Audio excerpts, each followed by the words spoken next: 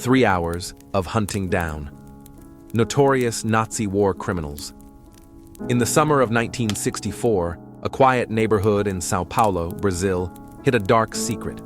Herbert Cukurs, once celebrated as an aviator, was known by another name, the Hangman of Riga, a Latvian Nazi responsible for the deaths of 30,000 Jews, including women, children, and the elderly. Survivors recalled chilling details: babies ripped from mothers' arms, a synagogue burned with 300 people trapped inside. When Mossad received photos of Cukurs, the Israeli agents knew he couldn't be allowed to die in peace.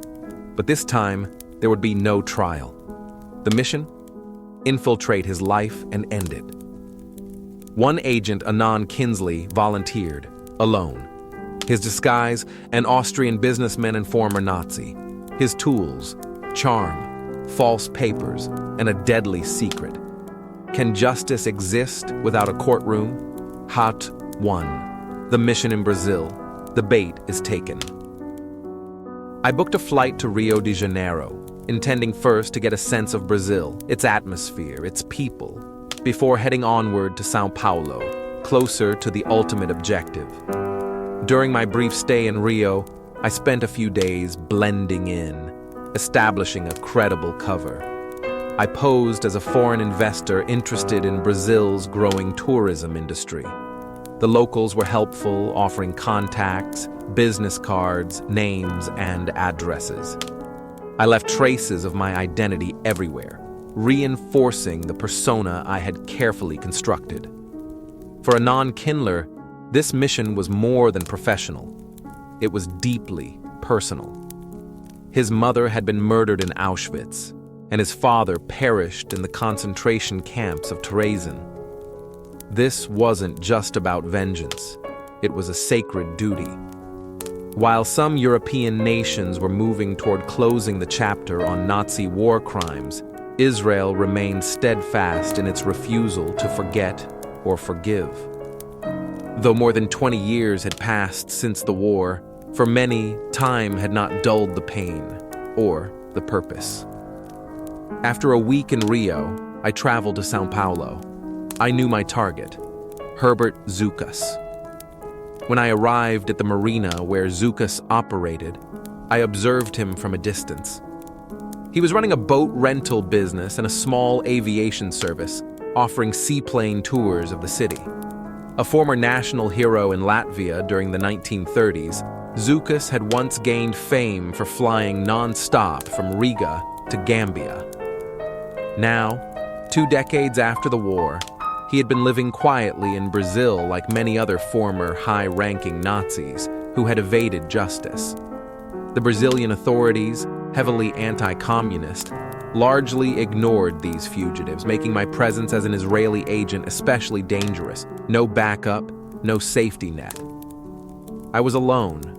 I evaluated him, strong, physically capable, and understood I would need both patience and precision.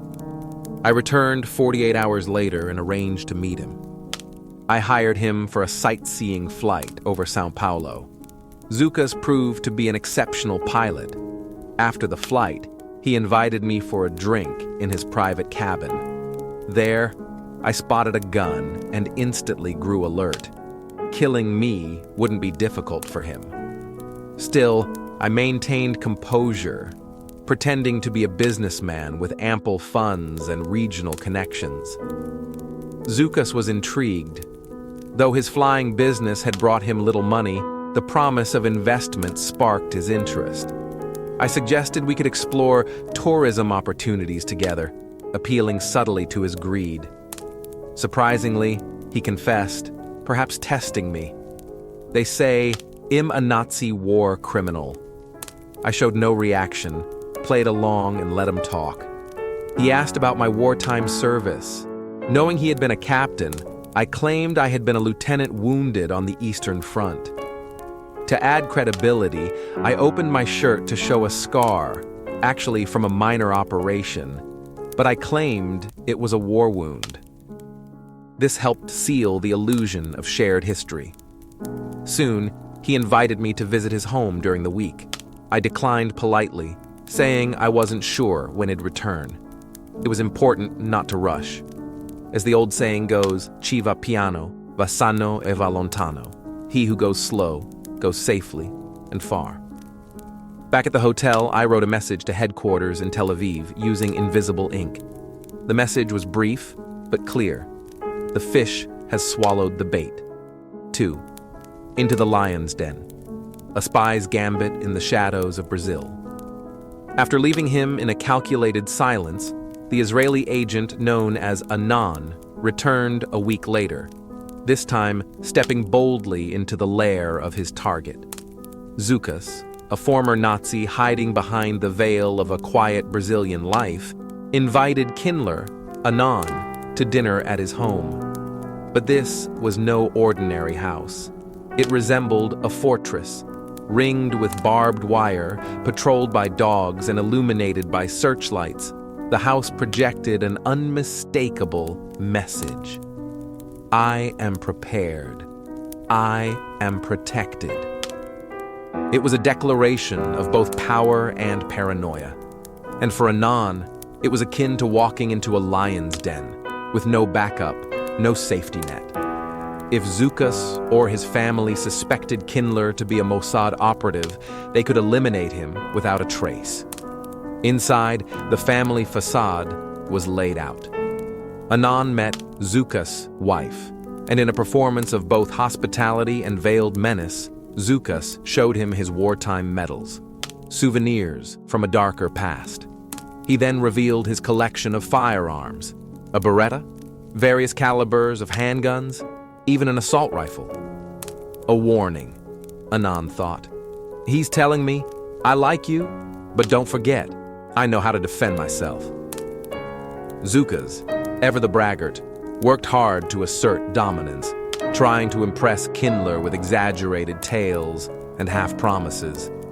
He painted himself as a man of power, a potential business partner, even claiming to own a grand plantation on the outskirts of town. Curious, or perhaps testing, he invited Anan on a long drive to this property deep in the jungle.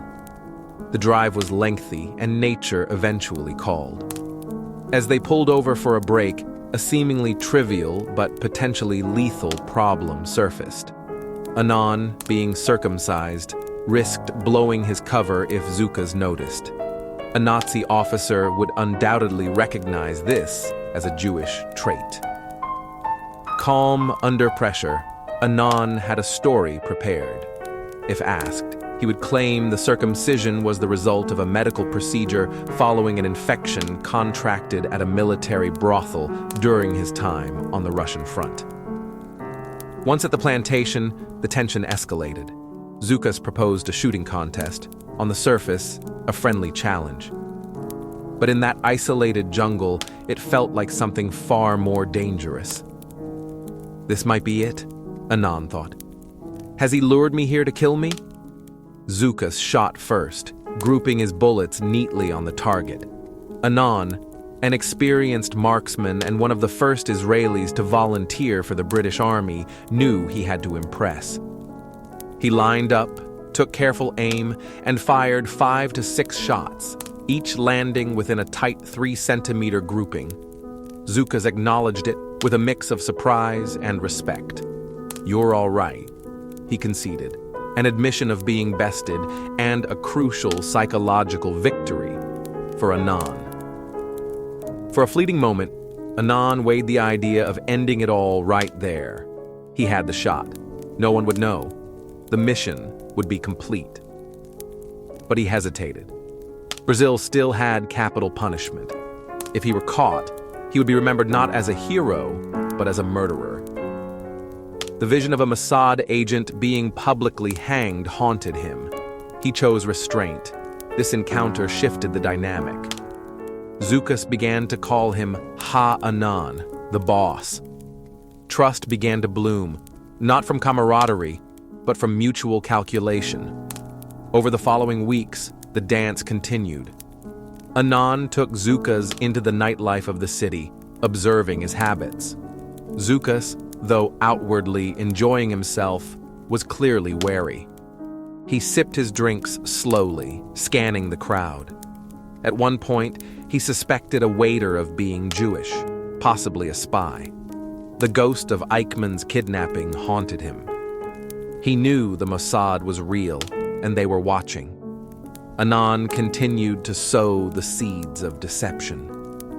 He spoke subtly of wealth, of investment opportunities, of companies that needed reliable partners. He painted a picture of a lucrative future, one that Zukers, greedy and hungry for status, was desperate to be a part of. Each suggestion was carefully planted, never too promising, always just enough to keep Zukers hooked. Zukers' greed grew. The thought of rejoining the elite, of shedding his modest life for one of influence and wealth, consumed him. He began to see Kindler not just as a friend, but as a ticket back to the grandeur he'd known during the war. And all the while, Anan played his part with cold precision. Patiently, methodically, he tightened the noose. Not with force, but with psychology. For the lion would not be caught in a trap, but coaxed into it, believing it was walking toward a feast. 3. Echoes of the Forgotten Ghetto, a story of survival and unbearable silence. In the tender stillness of early dawn, when the air is heavy with dreams and the world hadn't yet fully awakened, the knock came. It was just a knock. It was the echo of everything that would come next. I was only 16, standing on the fragile edge between childhood and the brutal awakening of history. The door creaked open, and on the threshold stood Herbert, a man whose face I had seen before in passing, but now twisted with something else entirely. Cold authority. "You're a Jew," he said simply, and that was all it took. In a world suddenly stripped of reason, that one label meant everything else. Name, profession, humanity ceased to matter. That was the last time I ever saw my father. Within days, Tuus, another collaborator, came to our apartment. I still remember his boots scraping against our floors, his eyes scanning the room not as a home, but as property to be claimed. He forced us out, threw our belongings into the streets like rubbish, and said nothing as we wept. My apartment, my childhood, was no longer mine. We were herded like cattle to the edge of town, to a place they called the Riga Ghetto. Wrapped in barbed wire, it was not a neighborhood, but a prison without walls. Every breath we took inside that ghetto was borrowed. Every heartbeat, a whisper, asking for time. I remember kissing my mother goodnight, unaware it would be the last time I'd feel her warmth. By morning, she was gone. The ghetto was emptied by Zukers and his men. We were marched into the forests. No one spoke. Even the trees stood in silent witness to what was coming. It was there, in the shadows of pine and birch, that tens of thousands of our people were executed. They fell into mass graves like leaves swept from the earth. Only 3 would survive to tell the tale, and I was one of them. I remember the screams. I remember the babies. Zukers did not spare the children. He killed them in front of their parents. There are testimonies, I've read them, relived them, that say he once shot a baby while it was still cradled in its mother's arms. That moment still echoes in the hollow places of my memory. Within 4 months, my world had vanished. My mother, father, cousins, uncles, all buried in silence beneath the forest soil. But the cruelty did not end there. Tuus moved into my apartment. My apartment. At night, he summoned me, made me walk through those familiar rooms now soaked in his laughter and liquor. He forced me to sit at the piano, the one my mother saved for, and play while he entertained his girlfriends. I was the entertainment, a ghost playing the melody of the dead. I can still hear them, the laughter, the clinking glasses, the sounds of girls giggling while I played, numb, barely holding myself together. That piano became both my shield and my shackle. People speak of survival as a blessing, but survival is not always a gift. It is a responsibility, a lifelong echo of the ones who didn't make it. Their voices come back to me in dreams, in silence, in every note I still hear when my fingers hover above keys. Even though I lived, I carry a grief so deep it has no bottom, a wound that plays its own music. Slow, mournful, relentless.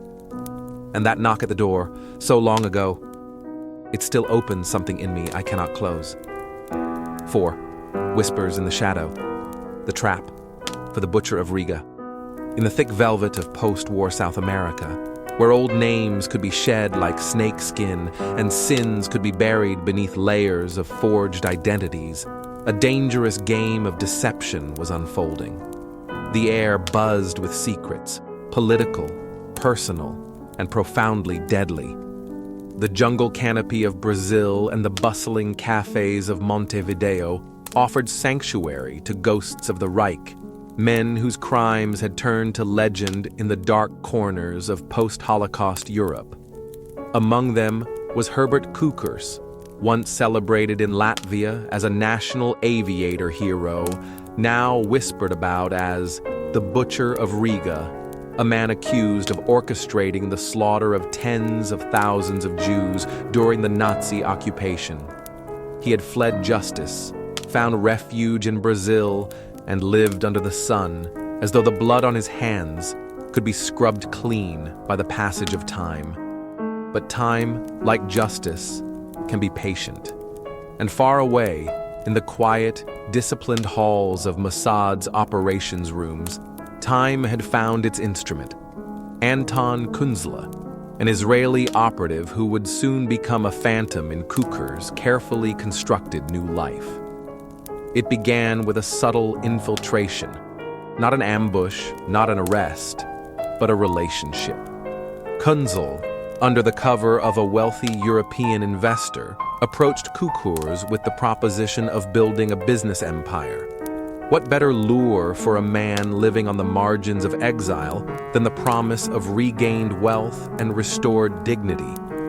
Meeting after meeting, the spy and the Nazi sat across from one another, sipping coffee, drawing up plans, discussing fictional enterprises. What Cukurs did not know was that each conversation brought him closer to a reckoning carefully woven from vengeance, strategy, and state-sanctioned memory. Kunzle reported back to his handlers. The target was cautious but tempted. Greed and pride clouded his judgment, just as Mossad had anticipated. They studied his habits, his expressions, his weaknesses. As the weeks passed, a shift occurred. What began as reconnaissance transformed into preparation. The final act of the operation was now within reach: execution. Yet Mossad knew the cost of such a mission could ripple beyond the man himself. Brazil, with its large and proud Jewish community, was no place for this to unfold. A killing on its soil, especially by Jewish agents, risked igniting anti-Semitic backlash and diplomatic outcry. Uruguay, by contrast, was smaller, quieter, and more democratic at the time. Montevideo, its capital, was deemed a safer stage. Fewer eyes, fewer consequences. No death penalty to complicate the narrative. A surgical strike in a neutral place, clean, efficient, symbolic. The plan was meticulous. First, Kunzle would stage a sudden business trip to Europe, feigning urgency and distance to increase Cukurs' trust. Then, he would lure him to Montevideo with a tantalizing offer. New opportunities, greater profits. As bait, he included a check to cover airfare and expenses, making it too tempting to resist. Cukurs, ever wary, hesitated. He felt exposed outside Brazil's familiar territory. Yet the scent of wealth, the illusion of rebirth, pulled stronger than fear. With Kunzela's forged letters and fabricated documents, he secured a Brazilian passport and sent confirmation. He would come. Meanwhile, a team of Mossad operatives was activated. They landed in Uruguay, one by one, careful not to draw attention. Each had trained in martial arts and close-quarters combat, anticipating the physical challenge of taking down a large, powerful man without drawing unwanted noise or bloodshed in public view. Their mission was not arrest, it was execution. As the team converged in Montevideo, so too did decades of pain, vengeance, and memory. The stage was set. The Hangman of Riga would walk into a meeting he would never leave. 5. A house in Montevideo. The trap for a war criminal. It wasn't easy for the Mossad agents to find the right place. They weren't just looking for any house. They needed somewhere private, quiet, and perfect for what they were planning. To capture a man responsible for the deaths of tens of thousands. After a long and difficult search, they finally settled on a small house in a quiet suburb of Montevideo, the capital of Uruguay. It was a modest one-story building tucked away in a neighborhood that didn't draw much attention. But even this house had its challenges. Right next door, construction workers were busy on another property. And noisy neighbors weren't ideal when you're planning a secret operation. Still, time was short. They decided this would have to be good enough. All that was left now was for the target to arrive. That man was Herbert Cukurs, a Latvian national and a former officer in the Nazi-aligned Latvian Auxiliary Police during World War II. Known for his involvement in the mass murder of Jews during the Holocaust, especially in the Riga Ghetto, Cukurs had fled Europe after the war. Like many former Nazis, he found a new life in South America, where he was living under his real name and running a small business. He had never faced trial, never answered for the horrors he helped carry out. Back in Israel, the Mossad, Israel's secret intelligence service, had quietly launched a mission to bring justice to men like Cukurs. They weren't seeking courtroom trials this time. This was to be an execution, carried out in secret. It would be swift, it would be final, and it would be their message to the world. The Holocaust will not be forgotten. To make this happen, the Mossad created a false identity for one of their agents, Anton Kunzela, posing as a wealthy Austrian businessman interested in investing in South America. He would be the bait, the one to lure Cukurs to the chosen house in Montevideo. But Cukurs was not a fool. He had survived this long because he was careful, and he didn't entirely trust his new Austrian friend. So, when Kunzela traveled to São Paulo, Brazil, where Cukurs was living, to personally escort him to Uruguay, there was tension in the air. As Cukurs stepped off the plane, he greeted Kunzela with a Super 8 camera in hand, filming his supposed business partner.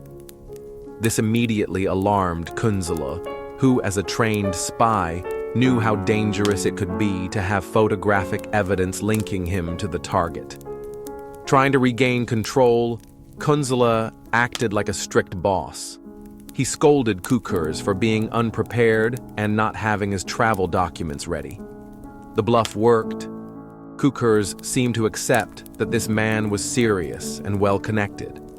Eventually, Cukurs secured his papers and agreed to fly to Uruguay to discuss their supposed business venture. Before he left, however, he did something curious. He gave the film reel of Kunzela to his wife, telling her that if anything happened to him, this man would be responsible. It was clear that even if he was tempted by the prospect of money, part of him still suspected something was wrong. Once in Montevideo, the charade continued. Cukurs and Künzler checked into a luxury hotel, a part of the plan to keep Cukurs feeling confident and calm. Künzler told him he needed help finding office space for their business and asked him to visit several properties with him. The two men drove around the city in a Volkswagen Beetle, scouting different buildings. The goal wasn't really to find an office. It was to build Cukurs' trust and eventually lead him to the house prepared for his capture. After enough time had passed, Künzler told Cukurs he had one last place to show him. This would be the final stop, the quiet villa where the Mossad team was waiting, ready to strike. What followed would be one of the most dramatic and brutal operations in Mossad history. A man known as the Butcher of Riga was about to come face to face with justice, not in a courtroom, but in a small house at the end of a long deception. 6. Justice in the Shadows, the assassination of Herbert Zuker. Disguised and determined, each operative moved according to a carefully orchestrated plan. Once the mission was completed, they regrouped quietly in Paris. The task was done. Now, it was time to send a message. The Mossad team needed the world to know that Herbert Zuker, a man accused of unspeakable crimes during the Holocaust, had been executed. They reached out to press agencies in Uruguay, claiming that the remains of this infamous war criminal would be discovered in a house in Montevideo. The first call went to a newspaper in Paraguay. Unfortunately, it was received by a junior editor who dismissed it as a prank or hoax. Days passed, 1, 2, 3, but the world remained silent. No news agencies picked up the story, and the Israeli agents still monitoring the situation grew concerned. Meanwhile, back in Europe, Zuker's family began to worry. At first, they assumed he was simply away, but when days turned into nearly 2 weeks without any word, concern turned to fear. For the first time, Zuker's son spoke publicly. Initially, we believed everything was fine, he admitted. But after several days, we knew something was wrong. Recognizing the urgency, the Mossad reached out again, this time with greater detail and urgency. They contacted another agency in Montevideo. This time, an experienced editor listened. Realizing the gravity of the tip, he alerted the local police. 12 days after the execution, the Montevideo authorities entered the property on Carta Street. Inside, they found a large trunk. When it was opened, the scene was gruesome. The decomposed body of Herbert Zuker lay inside, bloated and ravaged by decay. Identification was confirmed through fingerprint analysis, which matched a print from Zuker's passport. As designed, the revelation made international headlines within hours. The news spread rapidly. People across the globe tuned in. I was listening to the radio, one individual recalled, when I heard the shocking report of a body found in Uruguay. I felt this deep, terrible chill. The fallout was immediate. In Uruguay and São Paulo, synagogues were set ablaze. Although no large-scale retaliation occurred, there were scattered acts of violence and aggression. Still, Israel's message had been delivered loud and clear. Just 4 days after the body's discovery, the German government announced an extension of the deadline for prosecuting Nazi war criminals, a direct response to the Mossad's warning that justice would be pursued even decades later. Meanwhile, in Montevideo, the local police were now faced with a homicide. Though the case had political undertones, they approached it like any other murder. Photos of suspects, particularly a man spotted at the airport, were released to the press. This was all the authorities had to go on. Interpol was brought in, but by then, the trail had gone cold. The man suspected of carrying out the assassination, possibly the same one photographed at the airport, had vanished, likely returning quietly to a life of anonymity somewhere in Israel. The case eventually faded from public attention. It wasn't until 20 years later that the Mossad officially acknowledged its role in the execution of Herbert Zuker. "I was proud," said one Israeli citizen. "It was ugly, but necessary. He deserved it. We must never forget." Still, controversy endured. Witnesses like Sasha Serov gave chilling accounts of Zuker's crimes, but his family continued to deny all allegations. "For 60 years," said his daughter, "we've waited for proof. If there are no documents, no definitive evidence, then declare him innocent. We have suffered enough because of what we believe are lies." To this day, the identity of the agent who executed Herbert Zuker remains unknown. His name was never released, and his face, once briefly captured at the airport, remains a shadowy fragment of a moment long gone. The story of Zuker's end is both a testament to silent justice and a haunting reminder of the past. A chapter of history where vengeance and justice blurred into a single, irreversible act. 7. Operation Finale, the capture of Adolf Eichmann. When Anon Quinn returned to Israel, he had already taken deliberate steps to conceal his identity. His mustache was gone, his glasses discarded. Yet despite the physical transformation, he continued serving for many years within Mossad. In the end, they found their man. The mission was carried out with remarkable efficiency. While the ethics behind it remain open to debate, the operation itself stands as a master stroke of intelligence work. It was, in many ways, a flawless mission. Personally, I feel immense satisfaction. It was never just about the man. It was what he represented. Adolf Eichmann was a symbol of the Holocaust, a cold, systematic perpetrator, directly responsible for orchestrating the murder of 6 million Jews. Mossad received critical intelligence that he was hiding in Buenos Aires.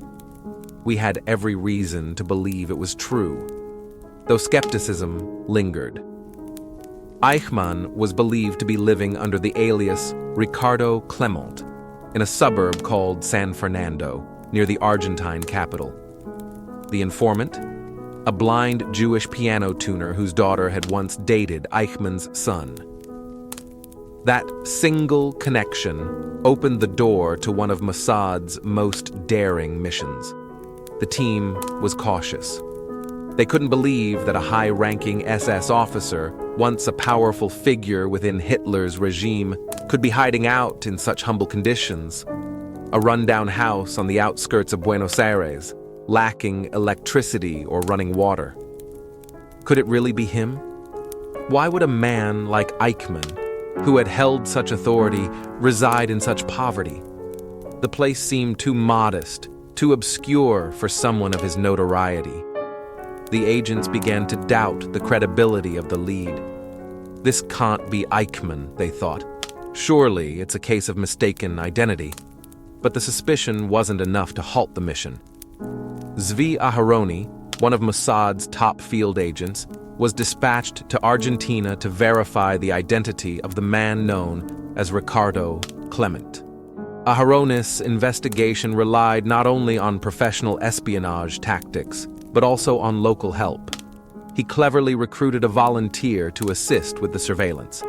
They used covert equipment, most notably a hidden camera built into a briefcase. When a button on the handle was pressed, it discreetly snapped photos. The subject never suspected he was being photographed. These images became vital in confirming the target's identity. They compared the new photographs to archival images of Eichmann in his SS uniform. One particular detail stood out: the left ear. It was a distinctive feature, unique as a fingerprint. The photos captured in Argentina showed the same unmistakable ear. It wasn't conclusive, but it was convincing. The agents could not claim 100% certainty, but they were close enough to act. By April 1960, the mission was greenlit. The Israeli government had made the decision.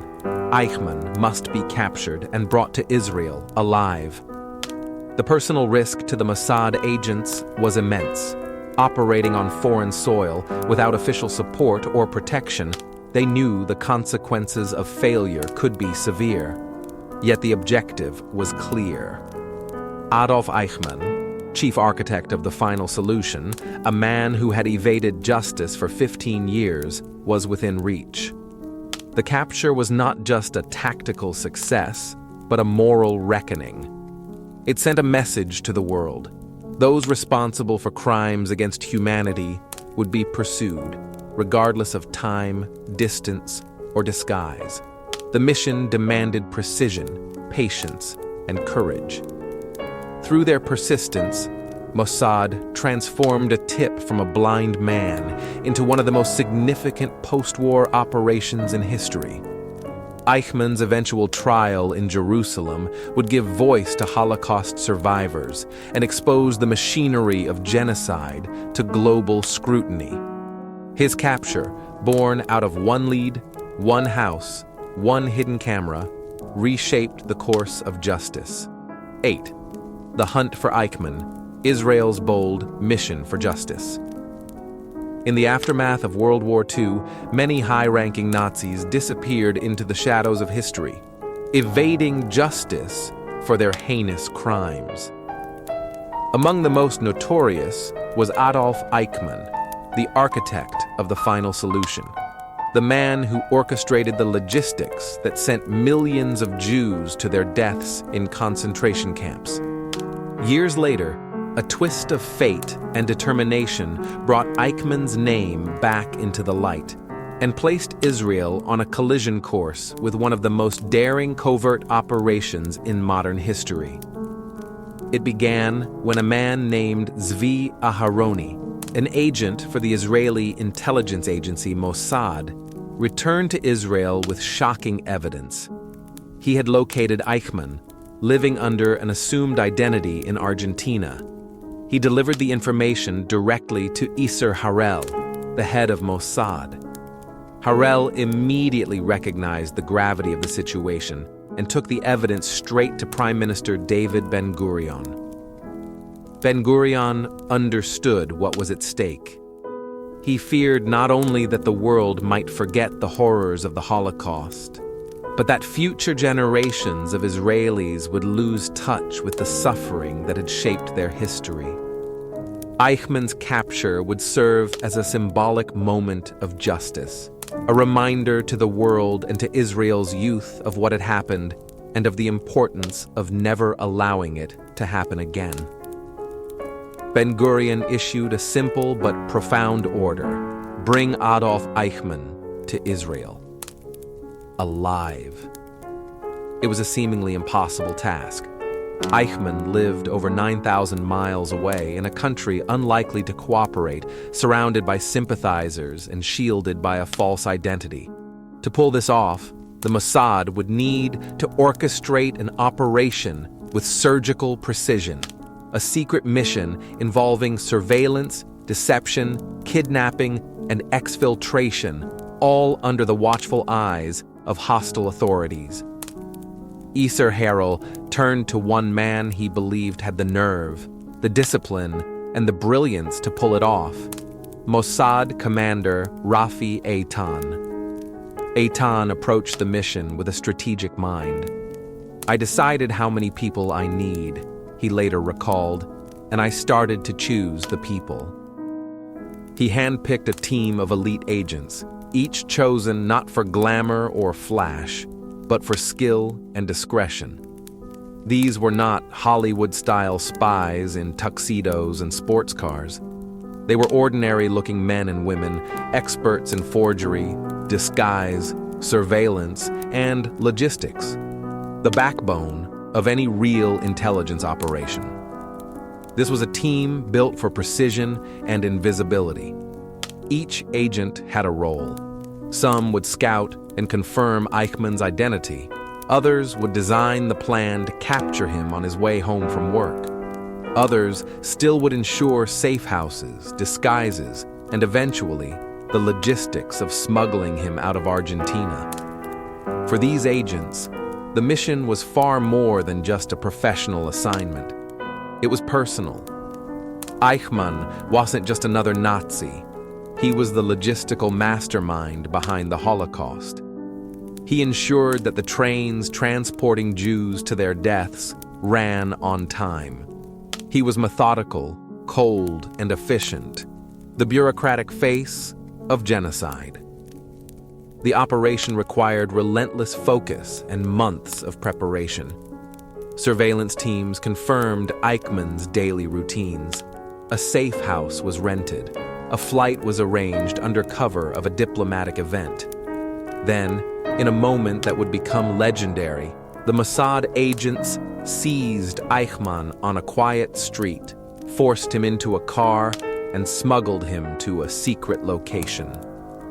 Days later, disguised as a sick El Al crew member, Adolf Eichmann was flown out of Argentina to Jerusalem, where he would stand trial before the eyes of the world. The mission was a turning point in the pursuit of justice for Holocaust victims. It showed that even decades later, those responsible would be held accountable. But more importantly, it gave a voice to the survivors and reminded the world and future generations of the importance of remembering history. The operation to capture Eichmann remains a landmark in intelligence history, a daring act of justice executed by ordinary people with extraordinary courage. 9. Shadows of Justice: The Hunt for Adolf Eichmann. In the dim corridors of history, there are names that echo with such terror that even decades later, they stir a primal chill. One such name is Adolf Eichmann, a man whose hands orchestrated one of the most methodical genocides the world has ever known. But beneath the cloak of bureaucracy, beneath his cold efficiency, Eichmann was something far more terrifying: the architect of extermination.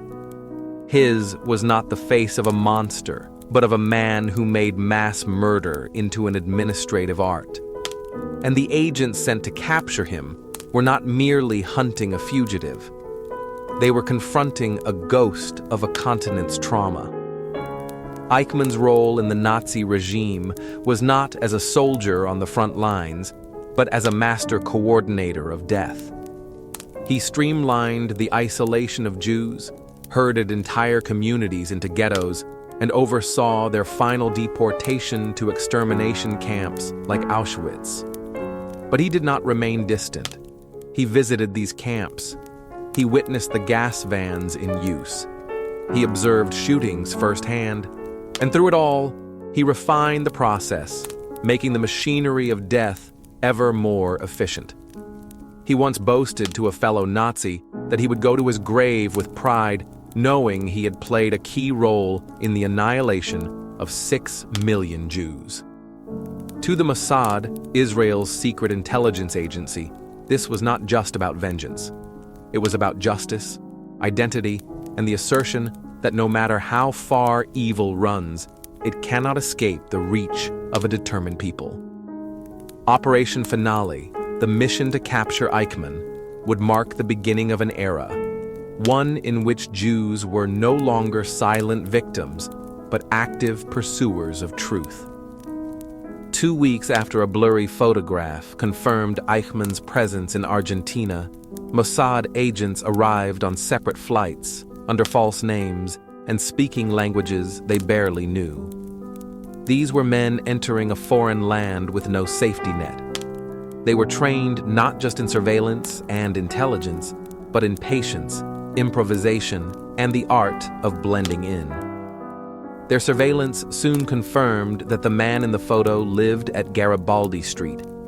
Abraham Ben-Dor, a Mossad surveillance expert, recognized Eichmann by sheer instinct as he followed a daily routine.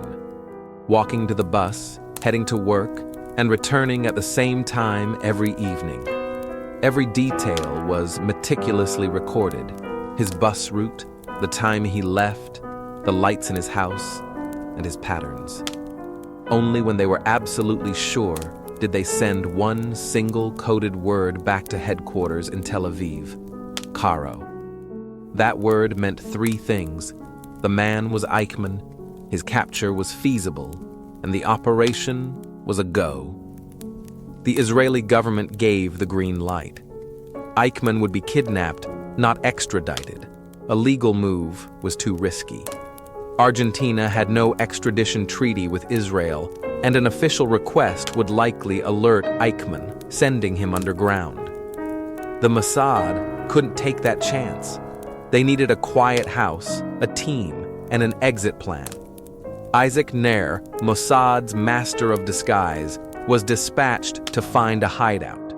He found a villa outside Buenos Aires, discreet and distant from neighbors, with just enough room to house the entire team and a prisoner.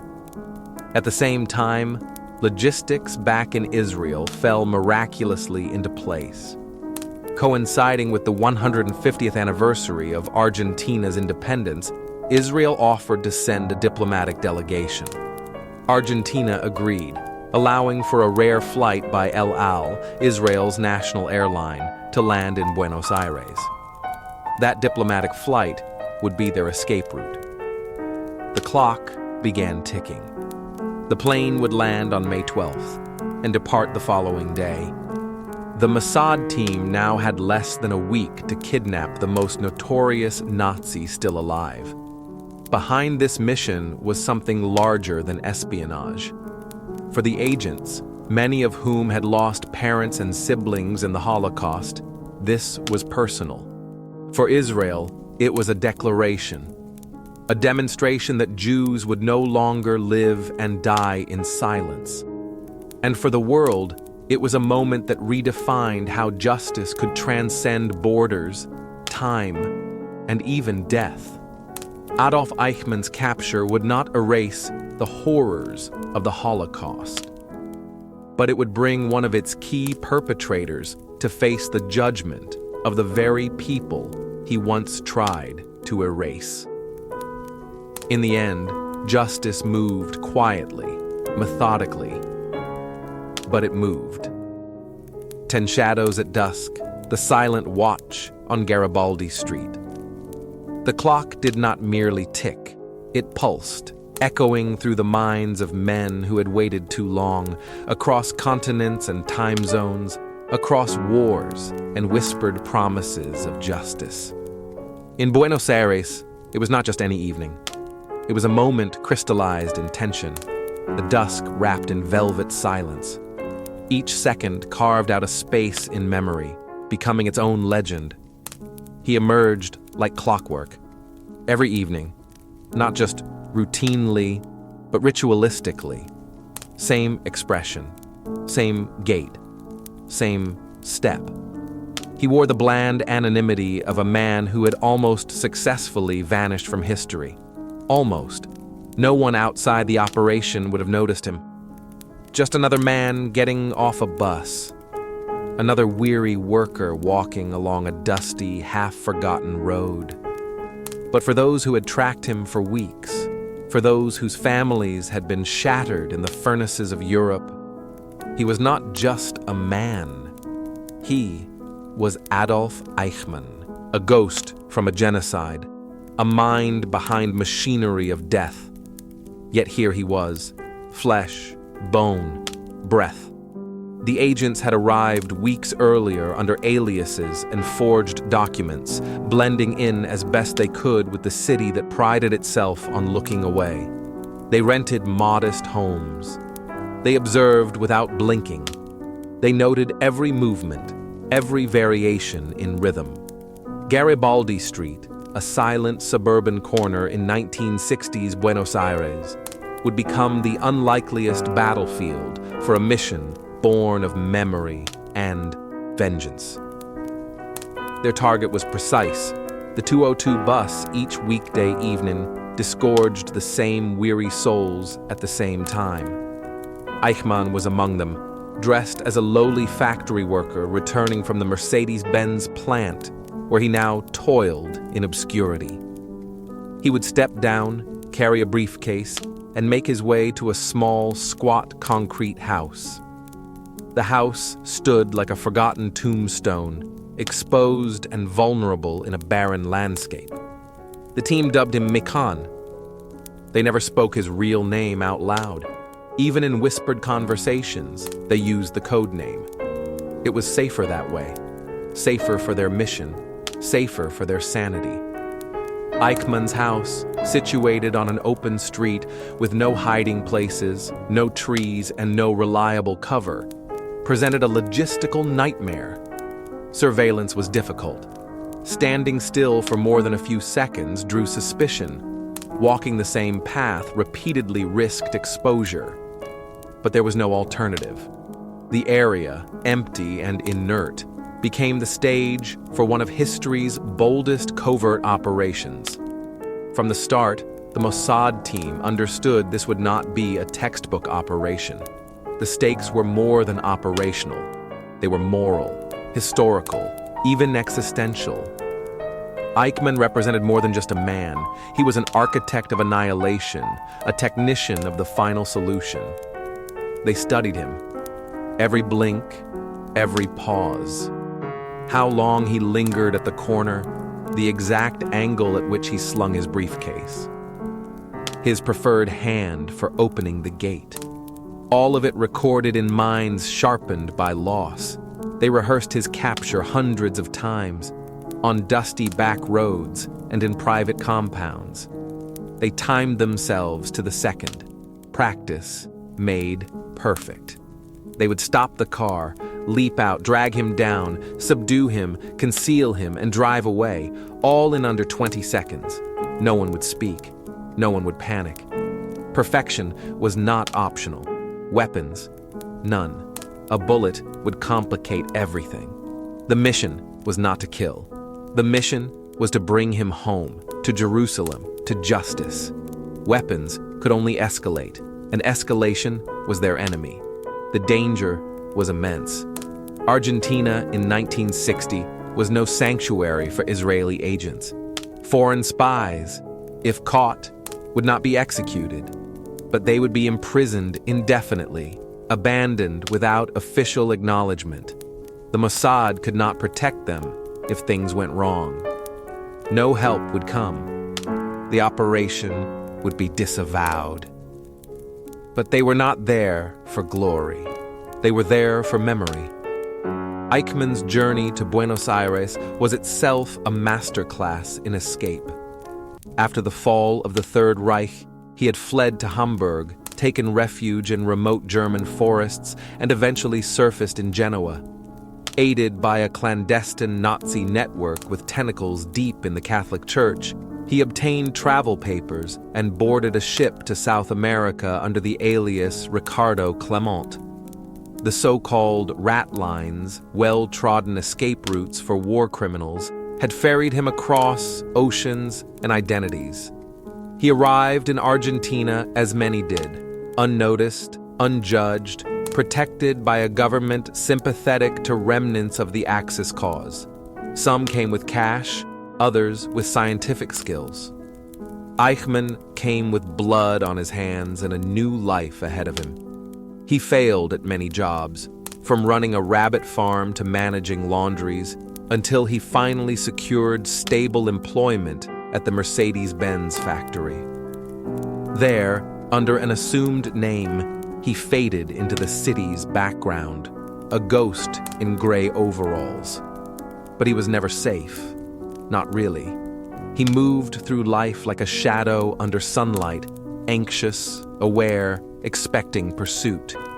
He heard footsteps when there were none. He checked his rearview mirror constantly. His family, living under the same false name, knew never to ask questions. The Mossad agents moved like chess masters, calculating every risk. They rotated vehicles. Each car had multiple forged license plates, and each set came with matching documents. There were no gadgets, No James Bond tricks, only grit, discipline, and nerves of steel. Their cars were barely functional. Rented from unreliable sources, they sputtered and creaked. One broke down during a dry run. They had to push it. Another needed a full tune-up mid-operation. Yet, these clunky machines would be their escape pods. Then came the day, May 11th, 1960. They arrived early. Darkness shielded their movements. One car was parked with the hood open, pretending to be broken. 4 agents crouched nearby, out of sight, barely breathing. The second car, their backup, waited in an alley. But Eichmann did not get off the bus. They waited. Minutes became eternities. Tension crackled in the cool air. A passerby on a bicycle grew curious. A man stopped to ask questions. The agents could feel the mission unraveling, one awkward moment at a time. Then another bus arrived, and there he was. The unmistakable figure, 57 tall, thinning hair, that same mechanical gait. Eichmann. The plan launched with cold precision. One agent used headlights to blind him temporarily. Another called out, in broken Spanish, "Un momento, señor." Eichmann flinched. His hand moved toward his pocket. Was it a weapon? No time to confirm. The agents pounced. There was shouting. Eichmann cried out. A scuffle in the ditch, then silence. They stuffed him into the car, one agent pressing a hand over his mouth. Another covered him with a blanket. "If you value your life, cooperate," said an agent in crisp German. Eichmann didn't resist. "Ich habe mich meinem Schicksal ergeben," he said. "I have surrendered to my fate." The car roared to life. Liken's plates were swapped mid-journey. At a checkpoint, a police officer glanced at the forged documents and waved them through. They had done it. Back at the safe house, the agents gathered in silence. Their mission was not over, but they had captured history. They had captured memory, and they had done it not with bullets, but with belief. This was justice, driven on 4 faulty wheels, wrapped in darkness and held together by nothing but courage. 11. The shadows between silence. It begins not with shouting, not with violence, but with silence. Total. Absolute. A silence so complete it feels like the air itself has weight, pressing against your chest, squeezing out sound before it has the chance to form. No names, no voices, not even the echo of breath shared, just shadows, masks, gloved hands, and a man wrapped in darkness. He cannot see them. His eyes are sealed behind opaque glasses, specially fitted so no image, no light, could burn itself into memory. His ears, open, receive nothing. No one greets him. No one acknowledges his humanity. They move around him like ghosts, surgical in their presence, mechanical in their rhythm. There are no introductions, no kindness, only precision. Before anything else, his body is stripped, not out of cruelty, but necessity. Every layer removed is a question answered. Does he carry poison in a ring, a blade in the lining, a hidden cyanide capsule? His captors are methodical. Every possibility is a scenario they've rehearsed. He is not a man to them yet. He is a threat, a puzzle, perhaps even a monster. And monsters lie. He is given a brief medical exam, pulse, heart, blood pressure, administered by a doctor within the team. They must be sure he is physically fit enough to endure the storm ahead. Kidnapping, after all, is not just physically disorienting. It is psychological dislocation. The body might resist, but it is the mind that eventually gives way. But first, certainty. In this operation, doubt is the enemy. The men are 90% sure, maybe more, but not 100%. And that last margin of error is a chasm that could swallow their mission whole. They are not interested in trophies or headlines. They are here for one man, Adolf Eichmann, and they cannot afford to be wrong, so they rewind time.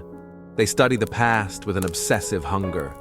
Old SS files, long buried in the archives, are exhumed. Photos, measurements, medical records, facial scars, every physical detail of Eichmann's file becomes a checklist. The curve of the ears, the width between the eyes, the trace of a wart once removed. All must match. Before a word is spoken, they must see him, not just the man in front of them, but the man buried beneath the years and aliases. When they are ready, only then do they speak. One voice, one question. The interrogator has been chosen for his patience and precision. He does not shout. He does not threaten.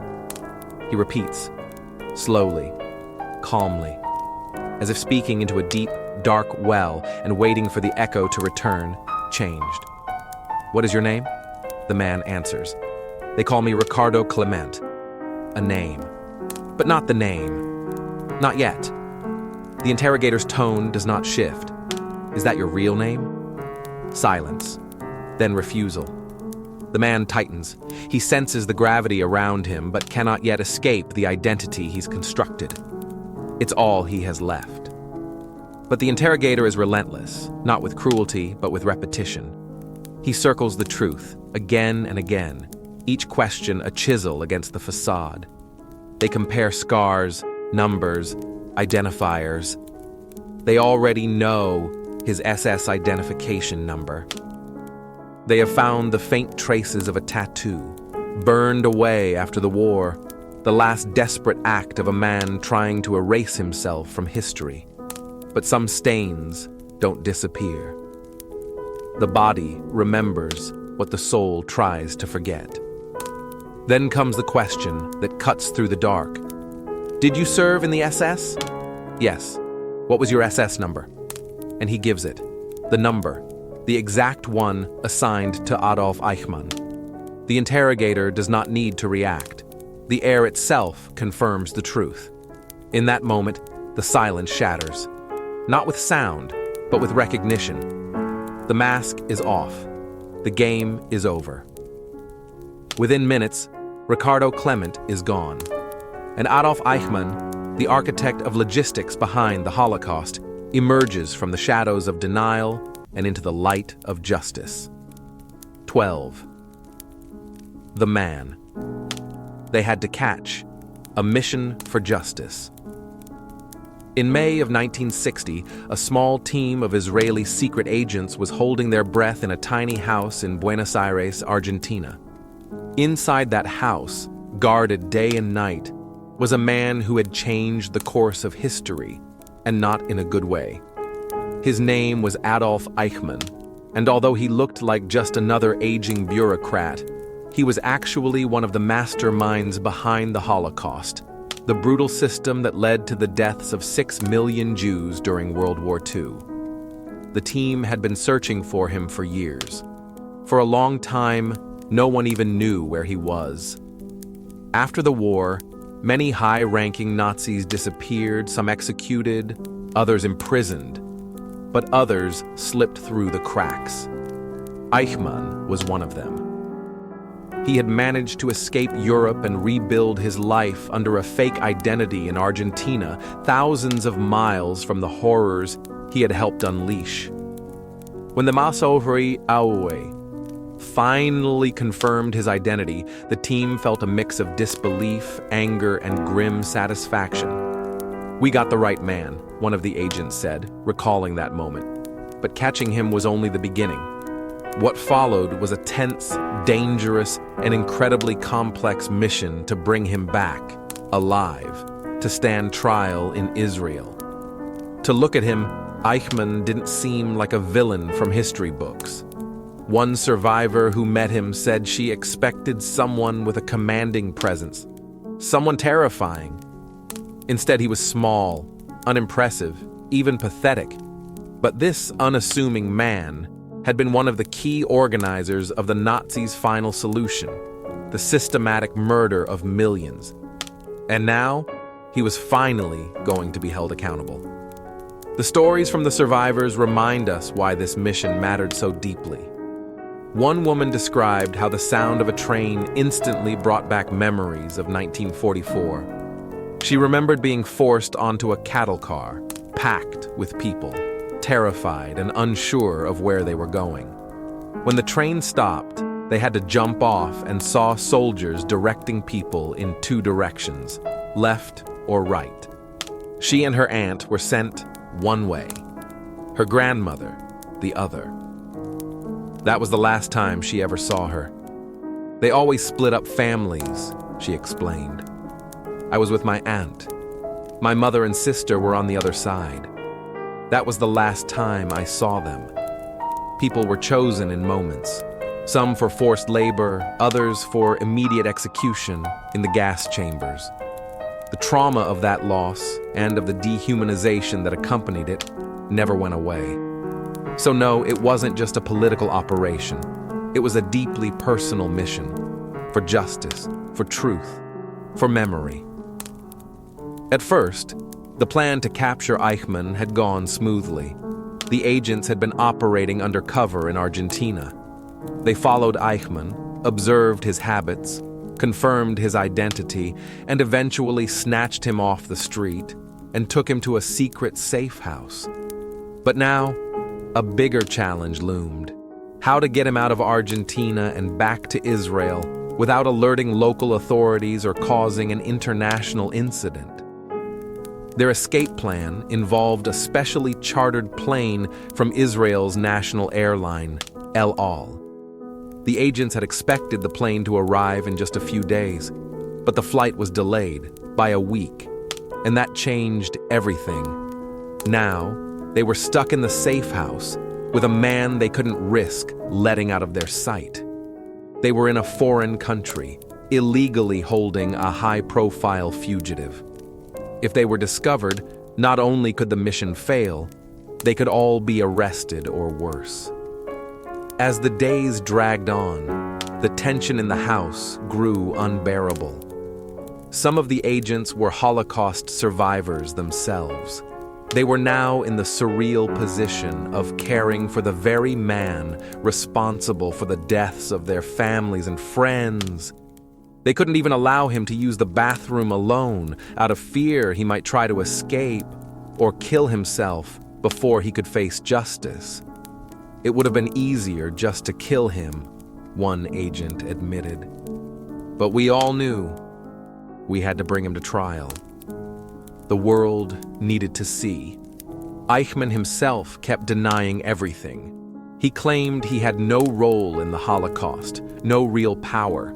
He insisted he was just a low-level functionary. But the team knew otherwise.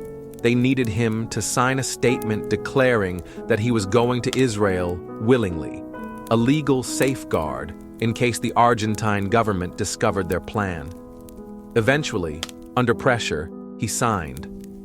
I, Adolf Eichmann, the letter read, declare that I am going to Israel of my own free will.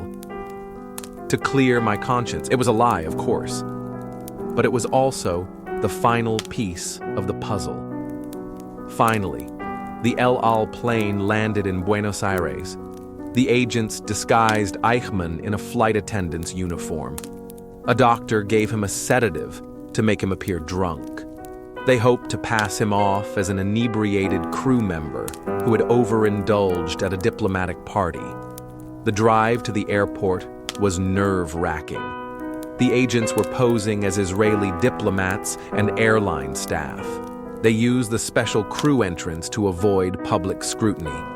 Eichmann, groggy and barely conscious, was carried onto the plane and placed in a first-class seat. But they weren't safe yet. Just before takeoff, Argentine immigration officials boarded the plane for a routine passport check. One of them asked about Eichmann, whose documents listed a fake name. "Hes drunk," the agents explained with a casual shrug. "Had too much fun last night. You know how Buenos Aires is." It worked. The immigration officers left, the steps were pulled away, and the engines roared to life. But then, another delay. Air traffic control ordered the plane to stop on the runway. The crew was told there was a problem with the flight plan. The minutes ticked by like hours. Had they been discovered? The navigator, Shaul, was sent to sort it out. "If you're not back in 10 minutes," the pilot warned, "we're leaving without you."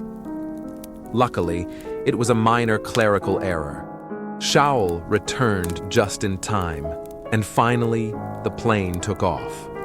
When the captain announced that they had left Argentine airspace, a wave of relief washed over everyone on board. But the mission still wasn't over. Normally, flights from South America to Israel would stop for fuel in Brazil or West Africa. But that was too risky.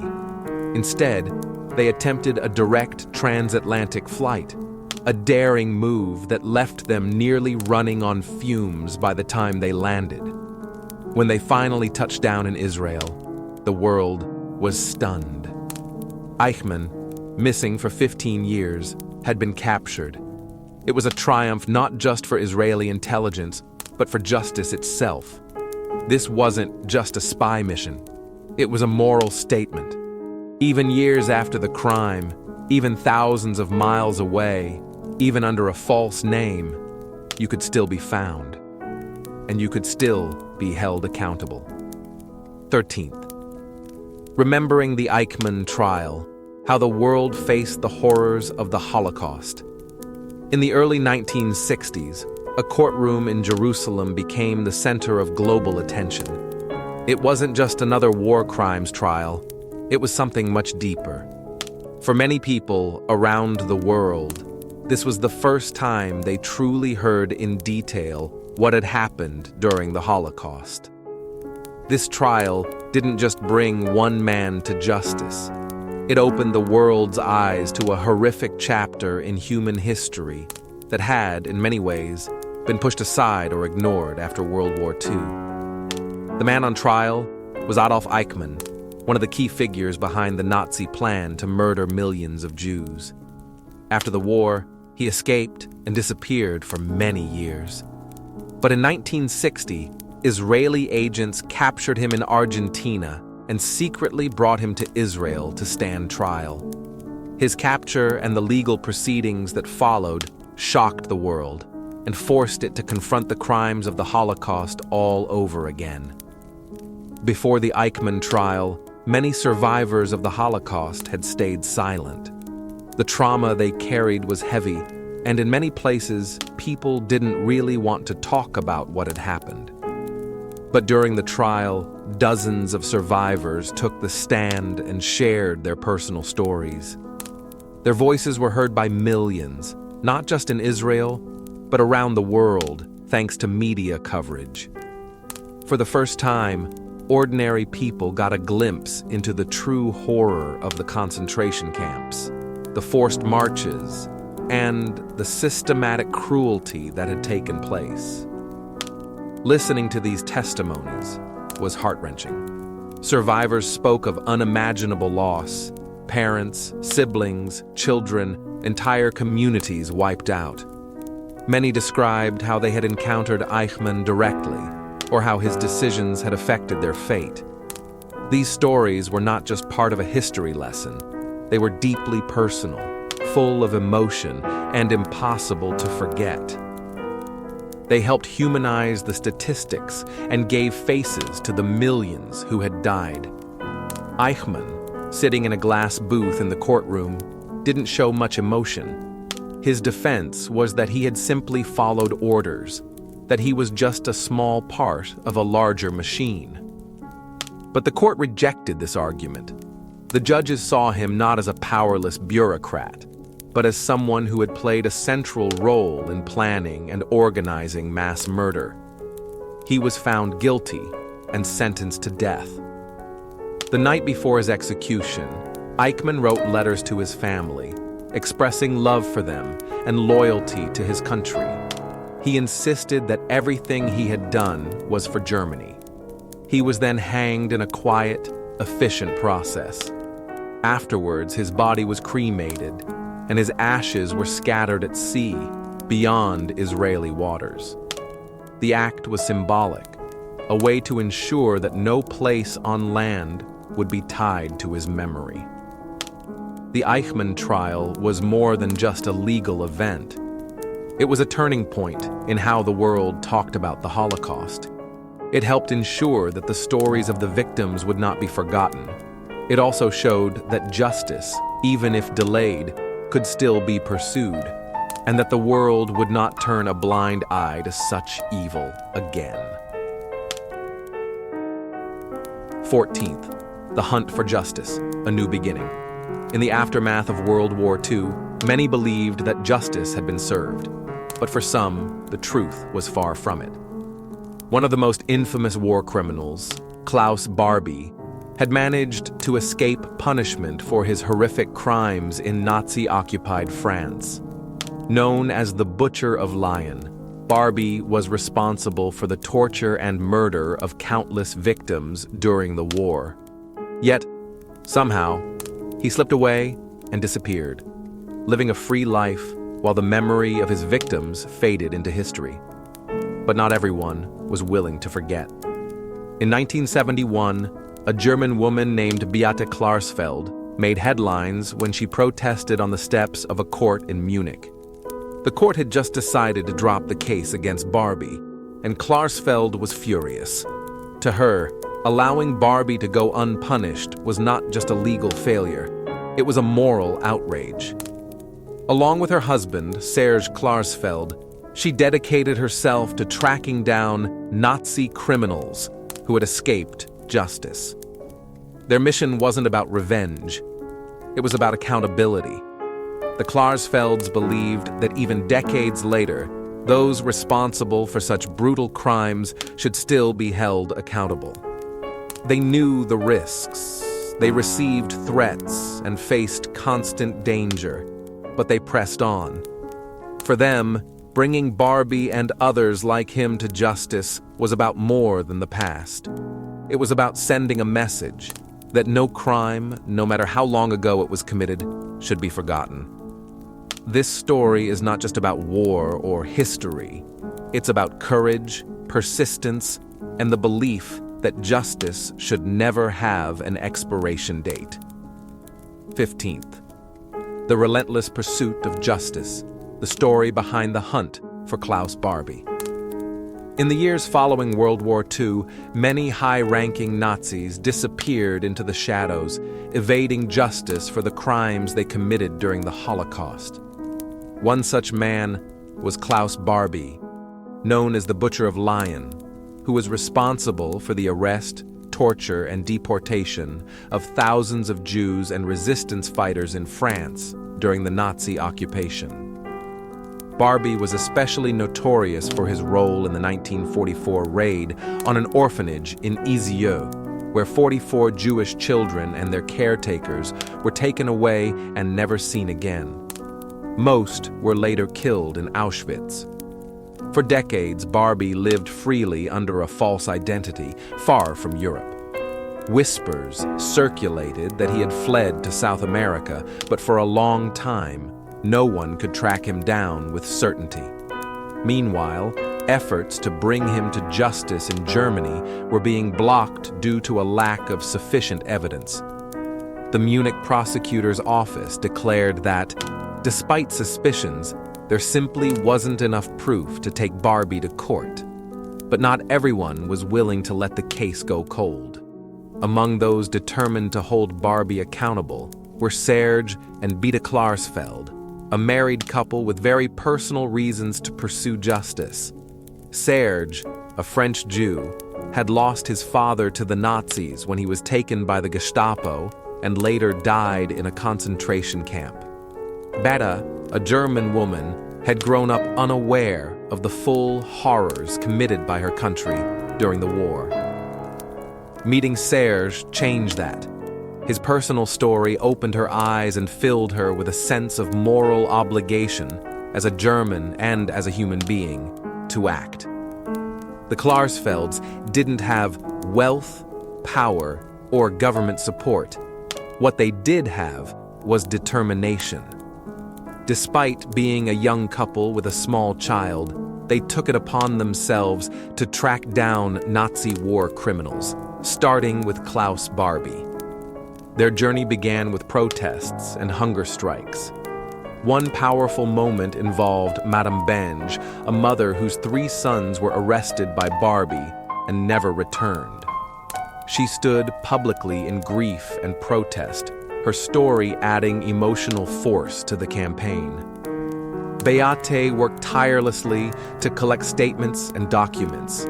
She tracked down witnesses who had heard Barbie express his ruthless intent, like one man who testified that Barbie said, "Deported or shot, it's the same thing," when discussing the fate of Jewish prisoners. Though these were small pieces of evidence, each added weight to the case. Eventually, she brought this material to the Munich prosecutor once again. At first, he dismissed her, but the media was watching now. Cameras were rolling, public pressure grew.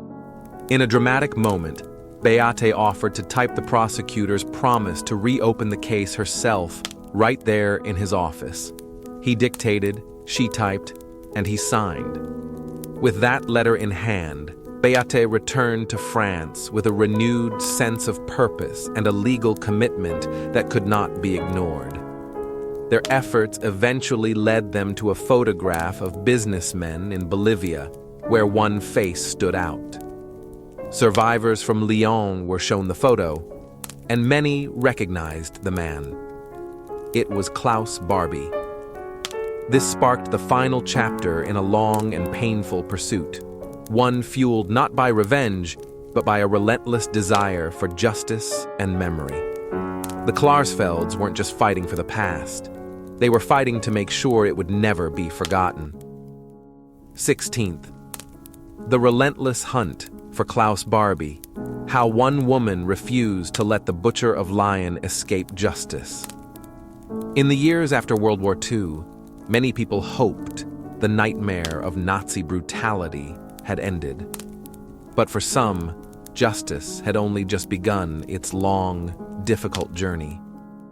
Among the war's most infamous criminals was a man named Klaus Barbie, a former Gestapo officer who left a trail of torture, fear, and death across France.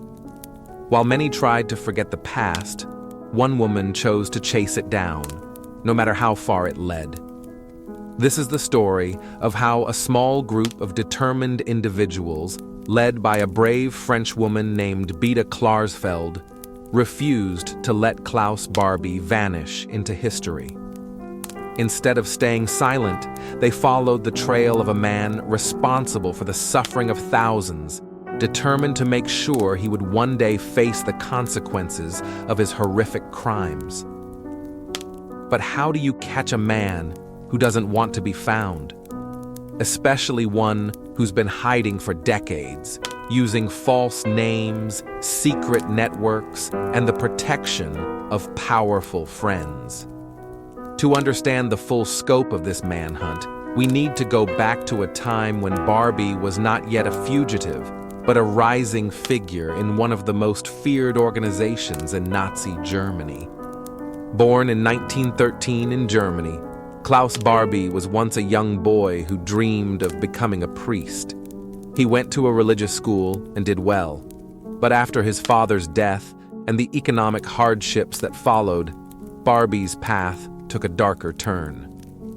At the age of 19, he joined the Nazi Party.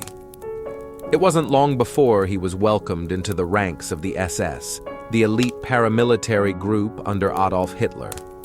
There, he quickly climbed the ladder, moving from the Hitler Youth to a role within the Gestapo, the Nazi secret police. By 1942, Barbie had been sent to France, where he was appointed head of the Gestapo in Lyon. This city had become a center for the French resistance, the underground movement fighting against the Nazi occupation. The Gestapo's job was to crush this resistance, and Barbie did it with chilling cruelty. He ordered mass arrests, deportations, and the torture of both fighters and civilians. Children, women, and men were all subjected to inhumane treatment under his watch. He became known as the Butcher of Lyon. Among the most tragic events he was involved in was the arrest and deportation of 44 Jewish children from the village of Izia. They were sent to Auschwitz, where they were murdered. For survivors, this crime would become one of the clearest symbols of Barbie's evil, and it would also become one of the strongest motivations for those who later hunted him. After Germany's defeat in 1945, Barbie knew he had to run. As Allied troops closed in, he shed his SS uniform and slipped away. Like many former Nazis, he blended into the flood of refugees and displaced persons wandering post-war Europe. He spent a few years hiding in Germany under different names, nearly homeless and constantly on the move. Then came a surprising twist. Despite his past, Barbie was recruited by the U.S. Counterintelligence Corps. The Americans, now focused on the emerging Cold War with the Soviet Union, saw him as a useful asset because of his knowledge of communist networks. Though his crimes in France were known to some extent, the Americans chose not to investigate further. Barbie, now working with U.S. intelligence, helped identify and monitor suspected communists. It was an uneasy deal, one that would later bring embarrassment to the U.S. government. By the early 1950s, Barbie's usefulness began to fade. His intelligence was no longer valuable, and pressure was growing for war criminals to be brought to justice. But instead of handing him over to France, where he would likely be put on trial, the Americans helped him escape. They funneled him through what was known as the Rat Line, a secret network that helped former Nazis flee Europe.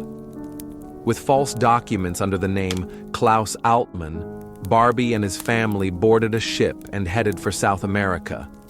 They landed in Bolivia in 1951.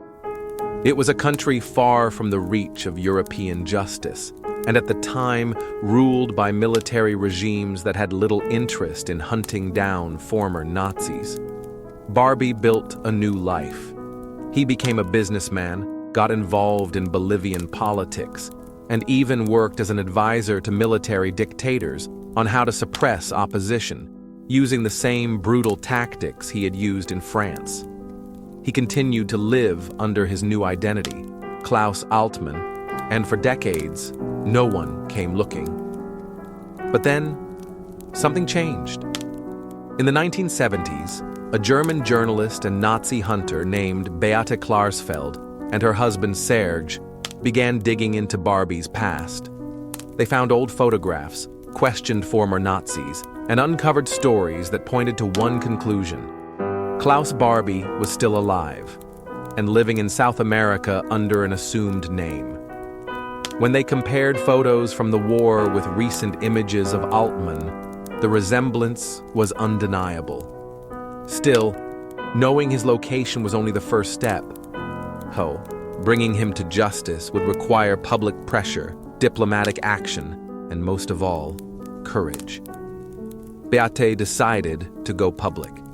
She shared the photos with the media in Germany and France. But the biggest breakthrough came from a surprising place, Lima, Peru. A man living there saw the photos and contacted Beate. He believed that a German businessman in Lima, also named Klaus Altmann, was in fact the same man. Beate immediately flew to Peru. Alone and without protection, she began speaking to the press, urging the authorities to investigate and extradite Barbie.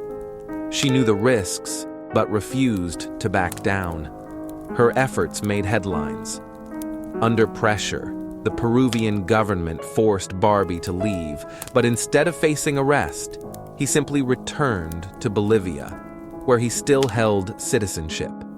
For most people, this would have been the end of the road. But not for Beate Klarsfeld. "I said my place to fight is now La Paz, Bolivia," she recalled later. She boarded another plane, determined to keep the pressure on. In Bolivia, she met resistance from authorities, faced arrest, and risked her life. But she kept going, gathering documents, speaking to the media, and handing evidence to anyone who would listen. Her goal was not revenge. It was accountability. She wanted Barbie to stand trial, to answer for the lives he had destroyed, not just in front of historians or journalists, but in a courtroom where truth mattered. This was just the beginning of the final chapter in the hunt for Klaus Barbie. What started as a hidden past had become an international mission for justice, and one woman's refusal to let a murderer remain hidden in the shadows. 17th, a housewife's mission. The fight to bring a Nazi criminal to justice. When Beate Klarsfeld first set foot in La Paz, Bolivia, she was just one woman on a mission. A French-German mother, journalist, and activist, she wasn't a diplomat or a police officer. But she had something powerful on her side: determination. After just 4 days in the city, her campaign to expose the truth about Klaus Barbie, known then in Bolivia under the alias Klaus Altmann, began to stir public attention. Barbie wasn't just any fugitive. He had been a high-ranking Nazi officer during World War II, notorious for his brutal crimes as the Gestapo chief in Lyon, France. And now, decades later, he was living a quiet life in Bolivia, protected by a web of political connections. Many people in the Bolivian public, especially members of the Jewish community and descendants of Holocaust survivors, were outraged to discover their country had become a safe haven for a man like him. As stories about Barbie's past and identity surfaced in the press, they ignited public debate. Journalists began speculating about his role in the Bolivian government and the truth of his identity. But despite growing pressure, Bolivian authorities initially refused to extradite him. They insisted he had become a Bolivian citizen under his new name and had even helped them as an intelligence source. Beate, however, wasn't giving up. With the international spotlight slowly turning toward Bolivia, she knew her work had only just begun. On her way back to Paris, she stopped in Lima, Peru. But instead of a peaceful layover, she was met by local police. She was taken to a station and questioned. "Why am I here?" she asked. The officers told her they were concerned for her safety. She had received death threats. Barbie, it turned out, had influential friends even in Lima, some of whom were still sympathetic to Nazi ideologies. One of them, reportedly a former SS member, warned that vengeance would be taken against Beate for exposing Barbie. Beate wasn't easily intimidated. "Just give me a gun," she said defiantly. "I'm more afraid of failing in my work than of physical danger." Still, Peruvian authorities gave her police protection until she returned to France. Back in Paris, she returned home to a messy apartment and her children, who had been left in the care of her husband, Serge. Without skipping a beat, she jumped back into her domestic duties: laundry, cleaning, cooking, while still pursuing her campaign for justice. The contrast was striking. A Parisian mother balancing everyday life while fighting to bring a war criminal to justice. And her efforts weren't in vain. Just a week after the media coverage of her trip, Bolivian authorities finally arrested Klaus Barbie. Though they didn't acknowledge the war crimes he was accused of, they claimed he was being detained for an unpaid debt of $4,000. In an effort to raise money and clear his name, Barbie agreed to an interview with French television. He was paid $2,000 and used it to begin paying off his debt. In the interview, Barbie denied everything. He claimed he wasn't Klaus Barbie, had never tortured anyone, and had never been to Lyon. But when the reporter switched to French and asked him a question, Barbie responded without hesitation. That moment exposed the truth. He understood French fluently and had clearly spent time in Lyon. The evidence was piling up. His crimes, once again in the public eye, were horrifying. Barbie had tortured countless victims. He would freeze people in ice-cold baths until they nearly drowned. In one case, he injected acid into a person's lungs. He was known to shoot prisoners at the top of staircases just to watch their bodies tumble down in a gruesome performance he took pride in. The interview reignited public fury. Serge Klarsfeld, Beate's husband, organized a loud protest outside the Bolivian embassy in Paris. The pressure grew. Soon after, the French president officially requested Barbie's extradition. Bolivia responded that the decision would come from the country's Supreme Court. Unwilling to wait and hoping to influence the court's ruling, Beate prepared for another trip to Bolivia, this time with a powerful ally, a Holocaust survivor. This next step would bring her face to face once more with danger, but she was ready. The world was watching. 18th. A desperate quest for justice, the bold plan to capture Klaus Barbie. After years of escaping justice, Klaus Barbie, the infamous Nazi known as the Butcher of Lyon, was living freely in Bolivia. While the world had not forgotten his horrific crimes during World War II, Barbie remained untouched by legal consequences. Despite the efforts of the French government, Bolivia's highest court continued to stall on the decision to extradite him. Time was slipping away, and those who had spent years hunting him down feared that Barbie might die a free man. Among these determined individuals were Serge and Beate Klarsfeld, a husband and wife team of Nazi hunters devoted to making sure war criminals like Barbie were held accountable. Frustrated with the never-ending legal delays, the Klarsfelds made a bold and dangerous decision. They would take justice into their own hands. If the Bolivian government refused to act, then they would do whatever it took to bring Barbie to France themselves. Serge Klarsfeld began by traveling to Santiago, Chile. There, he met with a former revolutionary fighter, someone who had once resisted oppression alongside famous figures like Che Guevara. This man, sharing their passion for justice and their frustration with the system, agreed to help them. The plan was as risky as it was daring. Kidnap Klaus Barbie from Bolivia, smuggle him across the border into Chile, and then arrange for his transport to France, where he could finally face trial. To make this happen, they needed a team familiar with the terrain and capable of pulling off such a covert mission. The revolutionary connected Serge with Gustavo Sanchez Salazar, an old friend from his army days. Gustavo claimed he had the skills and contacts to carry out the plan and identified a window of opportunity. Barbie frequently traveled between La Paz and Cochabamba for business, and that route, remote and less monitored, was the perfect place for an ambush. But operations like this don't come cheap. The Klarsfelds needed a vehicle to carry out the abduction, and time was of the essence.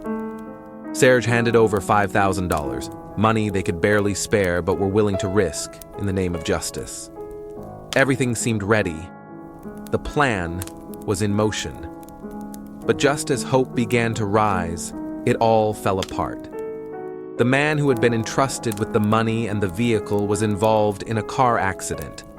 Without the vehicle and the means to replace it quickly, the entire operation collapsed. The mission had to be called off. For Serge and Beate Klarsfeld, it was a heartbreaking failure. Years of planning, weeks of preparation, and a moment of real possibility had slipped through their fingers. Barbie remained free, protected by a broken system and political red tape.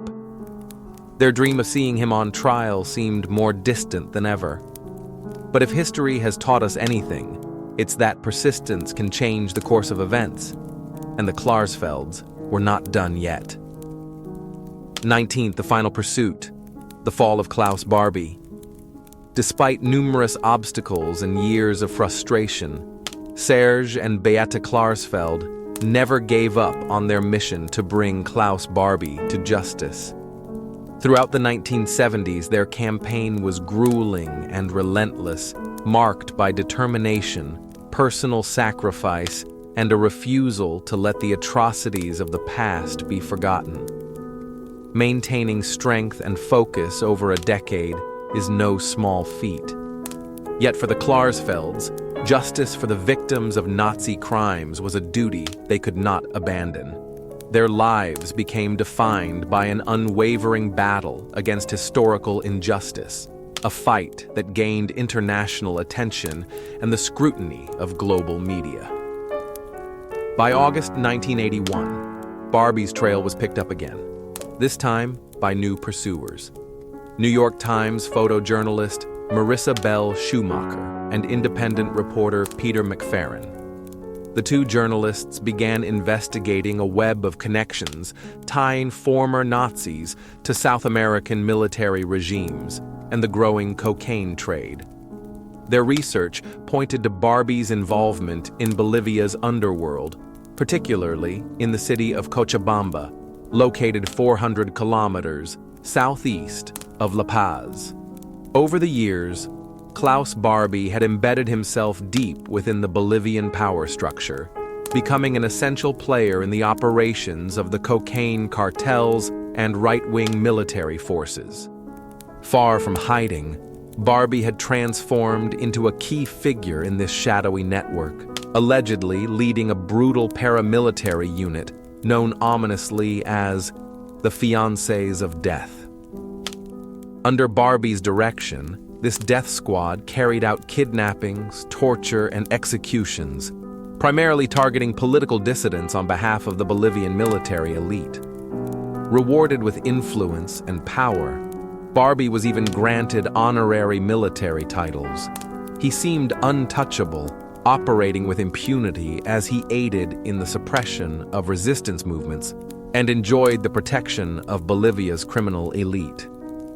There were even persistent rumors that he had played a role in the capture and killing of Che Guevara. Determined to expose him, Schumacher and McFerrin traveled to Cochabamba with the help of a local journalist who, working at the phone company, managed to pinpoint Barbie's location. They approached the house, rang the bell, and waited. Half an hour passed with no sign of movement. Unbeknownst to them, they were likely standing right in front of Barbie's residence. Eventually, Barbie appeared at the window. When the journalists identified themselves and requested an interview, chaos followed. Within moments, two vans screeched to a halt outside the building. Armed men with machine guns surrounded them, Bolivian military police. The journalists were arrested on the spot, their equipment confiscated. Their arrest was sudden and frightening. Inside the military barracks, they were interrogated harshly. The tone was menacing, the threats real. Schumacher, pregnant at the time, was subjected to particularly cruel intimidation.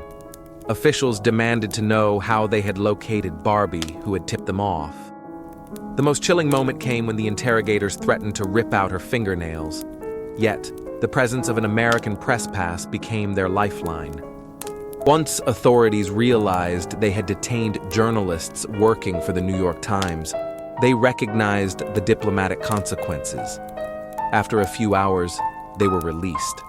Within days, the Times published a front-page expose detailing the connections between Nazis, Bolivian paramilitary forces, and drug traffickers. In the wake of this bombshell report, McFerrin received several death threats. Friends and family urged him to flee the country. He took the next flight to Puerto Rico. Barbie remained in Bolivia, seemingly unfazed. He believed he was safe, that his carefully cultivated connections and the corrupt system he operated within would continue to shield him. But the political tides were shifting. In late 1981, Bolivia underwent a dramatic change. The dictatorship was toppled by a pro-democracy movement, and Hernán Siles Zuazo, a left-of-center reformist, assumed the presidency. This shift marked the beginning of the end for Barbie. The new regime was uninterested in protecting war criminals, particularly one with such a notorious past. Recognizing the opportunity, Serge Klarsfeld reached out to the French government. He appealed directly to President François Mitterrand, who ultimately agreed to support an operation to arrest and extradite Barbie. But diplomatic coordination alone would not be enough. Barbie could not be extradited without cause. Fortunately, the Bolivian authorities discovered that he owed the government $10,000 for unfulfilled shipping contracts. Barbie claimed he didn't have the money. Officials gave him an ultimatum: pay now or face prison. He only had half the amount in cash. He was arrested. The situation was surreal. Klaus Barbie, once a feared Gestapo officer, was now imprisoned over a business dispute. His arrogance remained intact. He assumed the issue would be resolved quickly, that money or influence would free him as it had in the past. When he managed to raise the funds, the Bolivian government then demanded interest on the unpaid amount. Barbie claimed he couldn't access additional cash over the weekend. The government's response was cold. No payment, no release. Bolivia was no longer the sanctuary he had relied upon for decades. Klarsfeld soon discovered that the Bolivian government now included individuals sympathetic to his cause. Gustavo Sanchez Salazar, once exiled in Chile, had returned and assumed a critical position in the new regime. He moved swiftly to revoke Barbie's Bolivian citizenship, citing fraud in his naturalization process. He had lied about his Nazi past. Stripped of citizenship, Barbie was now eligible for deportation. Still, Barbie underestimated the seriousness of the situation. He believed he could manipulate the courts or charm the authorities. But this time, there would be no escape. In a clever maneuver, Bolivian officials staged a decoy transfer while the real Barbie was escorted out through a separate exit. He believed he was being flown to West Germany, where he thought public opinion might be more forgiving. It was only when the plane landed that he heard voices, not in German, but in French. The realization hit him like a storm. He was not in Germany. He was in Cayenne, French Guiana, an overseas territory of France. On the tarmac, he was formally charged with crimes against humanity. The long years of hiding, of brutal oppression under different names and false identities, had come to a definitive close. Barbie had been captured by a coalition of democratic forces, international journalists, and justice-seeking survivors. His flight from accountability had finally ended. 20. Justice for the Butcher of Lyon. The final chapter of the journey led Barbie to Lyon, France, the city where his brutal legacy had taken root 4 decades earlier. Known as the Butcher of Lyon, Klaus Barbie was returned under tight security to face judgment for the crimes he committed during World War II. He was taken to Montluc prison, the very place where, years before, he had overseen the torture and execution of resistance fighters. For survivors and their families, witnessing his return stirred powerful emotions. One recalled seeing the news on television and feeling a deep sense of vindication. Her mother, particularly, was overwhelmed with joy. In 1983, Barbie was extradited to France, and the long-awaited trial began.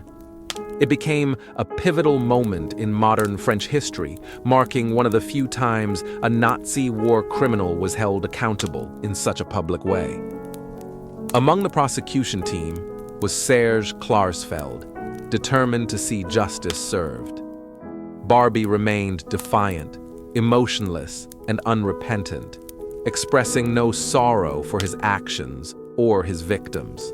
He once claimed he had surrendered to fate, but those who pursued him believed in something far greater, the moral necessity of justice.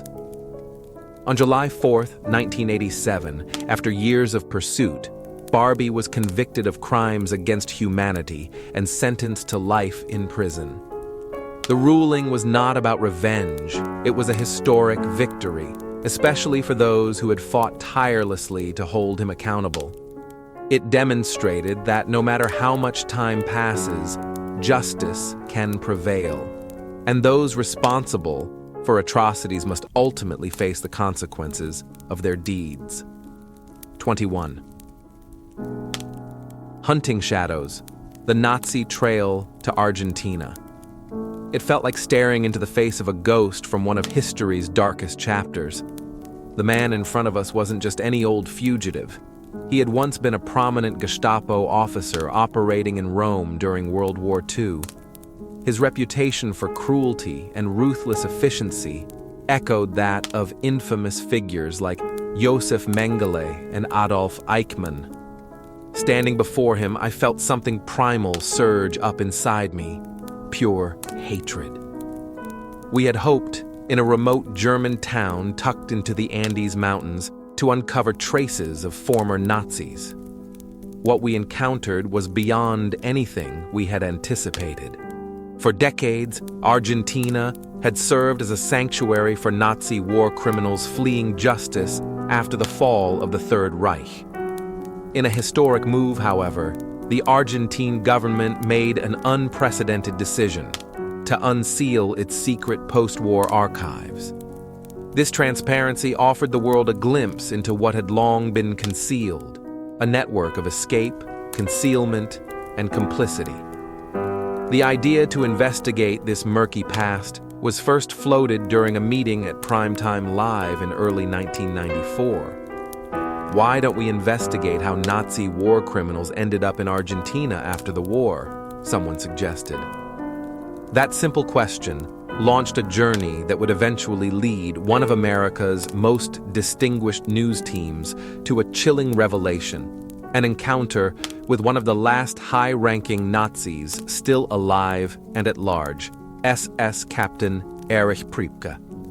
As Argentina shifted toward a more open and democratic society, new information started to emerge from its dusty archives. For decades, rumors had swirled around the Argentine government's role in shielding former Nazis. Now, with these files finally accessible, we were determined to uncover the truth. Could we really find a living Nazi hiding in plain sight half a century after the war? ABC News producer Harry Phillips took the lead. Sent to Buenos Aires, he spent endless hours alone, sifting through aging documents and brittle paper trails.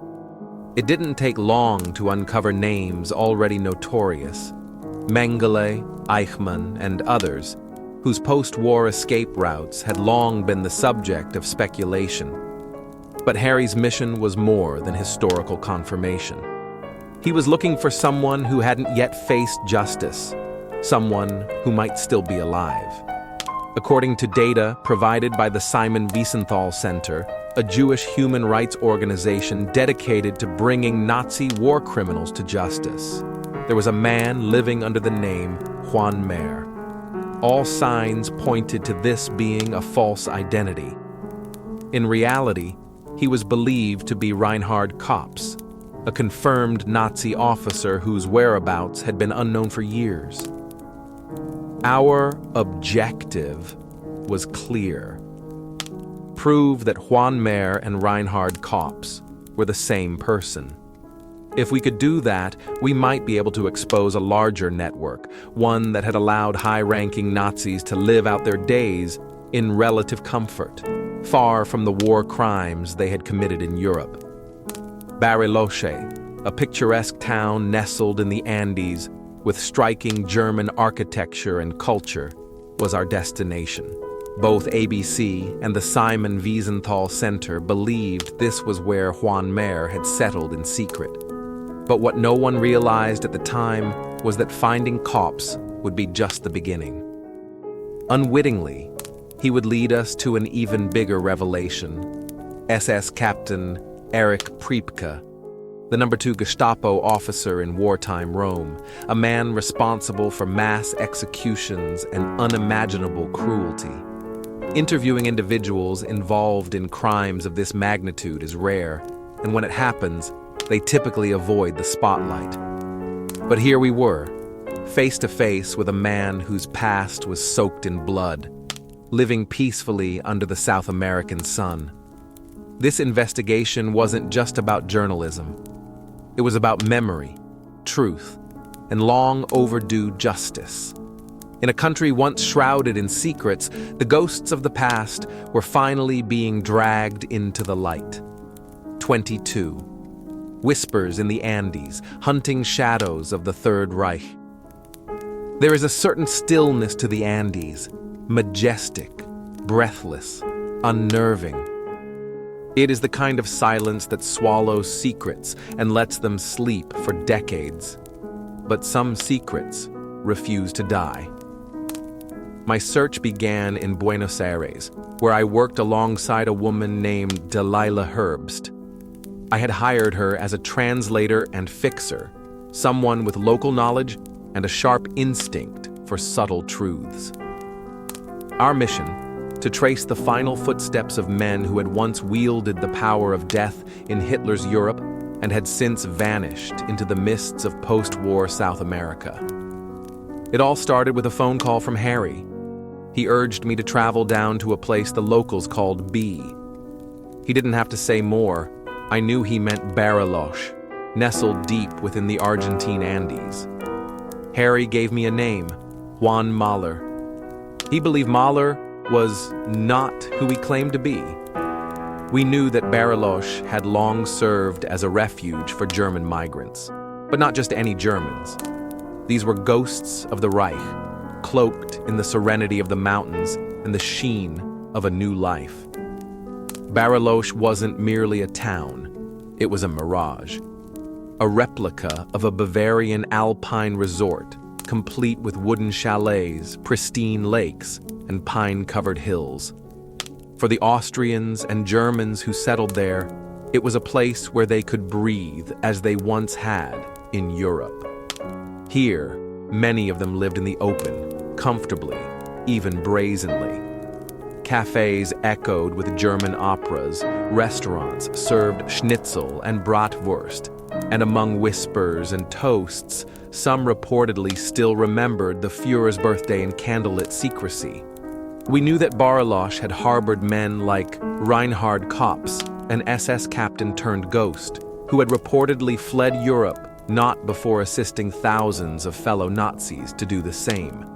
In Rome, he'd been the architect of the so-called rat lines, underground escape routes that funneled war criminals from Germany and Austria through Italy and across oceans to the Americas.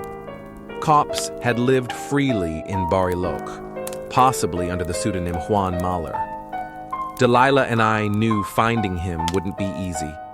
I called his old hotel. A woman answered, polite, distant. She said the hotel had been rented out. She offered no names, no clues. At his residence, another woman, German, sharp-eyed, told me with finality, "We don't know when he's coming back." I reported the dead ends to Harry. Back in the US, I remained in close contact with Delilah, who had stayed in Bariloche.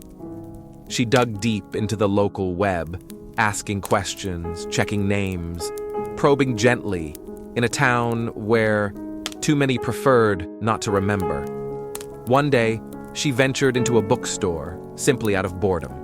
Between dusty local histories and travelogues, she found a peculiar title, The Painter of the Argentine Switzerland. It contained something extraordinary. As she flipped through the pages, the name Reinhard Kopps leapt out, confirmation that our suspicions held weight. But 3 pages later, another name emerged like a specter from the past. Erich Priebke. The revelation was chilling.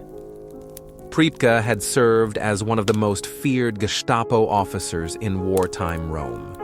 Coldly efficient, deeply networked with the Italian fascists, and well-connected within the Catholic Church, he had been an executioner with a bureaucrat's detachment. When Germany fell in 1945, Priebke fled like so many others, his name soon vanishing from international headlines. By 1948, Priebke, like Kopps, had slipped along the rat lines to Buenos Aires. His trail had gone cold, until now. At first, I was doubtful. "Is this name on our list?" I asked Delilah. "No," she replied, "but I found it in a book, and according to this, he was involved in a massacre." That word froze the air. She tracked down a local phone book. Flipping through the P's, there it was. Erich Priebke. A small alteration to his real name, but still unmistakable. His address, his phone number, all hidden in plain sight. Delilah dialed. A woman answered. German again. Moments later, a man came to the phone. "Hello?" he said. Her hands trembled.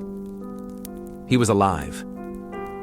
We knew then we had to confront not one, but 2 former Nazis, Kopps and Priebke, both buried in the tranquility of Bariloche, possibly side by side. Harry and I returned to Argentina with a team. Our cover stories were carefully crafted. Delilah posed as a small businesswoman from Buenos Aires looking to invest in Bariloche. I became a fly fishing enthusiast. Others claimed to be Canadian tourists. We were shadows watching shadows. We attempted to track Kopps first. I staked out his house, waited, watched, but he never appeared. His hotel remained silent, his business dark. He had either left town or was buried even deeper than we imagined. Priebke, however, remained within reach. Delilah played her part. She called him again from her hotel room, alone with a carefully spun story. She said she was looking to open a delicatessen and had heard he had business expertise. She flattered him. He agreed to meet. We chose a small cafe in downtown Bariloche. Across the street, hidden in a stairwell, our camera crew prepared the shot. March 28, 1994. Delilah walked in, sat down. Moments later, Priebke joined her, an old man, unassuming, gentle-eyed. He looked like anyone's kindly grandfather, but we knew what lay beneath. Their conversation drifted, circling slowly toward the past. "My grandfather was from Berlin," Delilah said. His eyes lit up. "Really?" "I'm from Berlin too," he replied, smiling. Then she asked him, "Did you ever have to kill anyone in the war?" He paused. "No," he said. "I worked at the German embassy in Rome." She barely managed to keep her coffee cup from slipping from her hands. In truth, Erich Priebke had overseen one of the most monstrous reprisals of World War II. In March 1944, after a partisan bomb killed 33 German soldiers in Rome, the SS responded with fury. 10 Italians for every German killed, Hitler's decree. They rounded up 335 men, civilians, Jews, teenagers, elders. Entire families, including the Pignatellis, whose grandchildren still weep for their vanished lineage. The condemned were driven to the Ardeatine caves on the outskirts of Rome. In groups of 5, they were ordered to kneel. Executioners fired a single bullet to the back of each neck. Priebke was not just there. He took part. The massacre lasted hours. Blood filled the caves. The air was thick with screams, gunpowder, and silence. When it ended, the caves were sealed. grave and crime entombed together. But now, 50 years later, one of its architects sat across from Delilah, sipping coffee and smiling. When their meeting ended, he kissed her cheek. She resisted the urge to recoil. She had done her job. We had the footage. We had the evidence. Now we had to act. Behind the serene postcard facade of Bariloche lay a deeper truth. A town that had offered not only refuge, but comfort to men who had helped orchestrate genocide. What we uncovered was not just a story about two men. It was about a world that had allowed their memories to fade, their crimes to rot beneath polite conversation and mountain snow. But now, the silence was broken. 23. The hunt in Bariloche. Shadows, secrets, and a Nazi exposed. In the quiet stillness of Argentina's mountain town of Bariloche, beneath the surface of postcard tranquility, a silent pursuit was unfolding.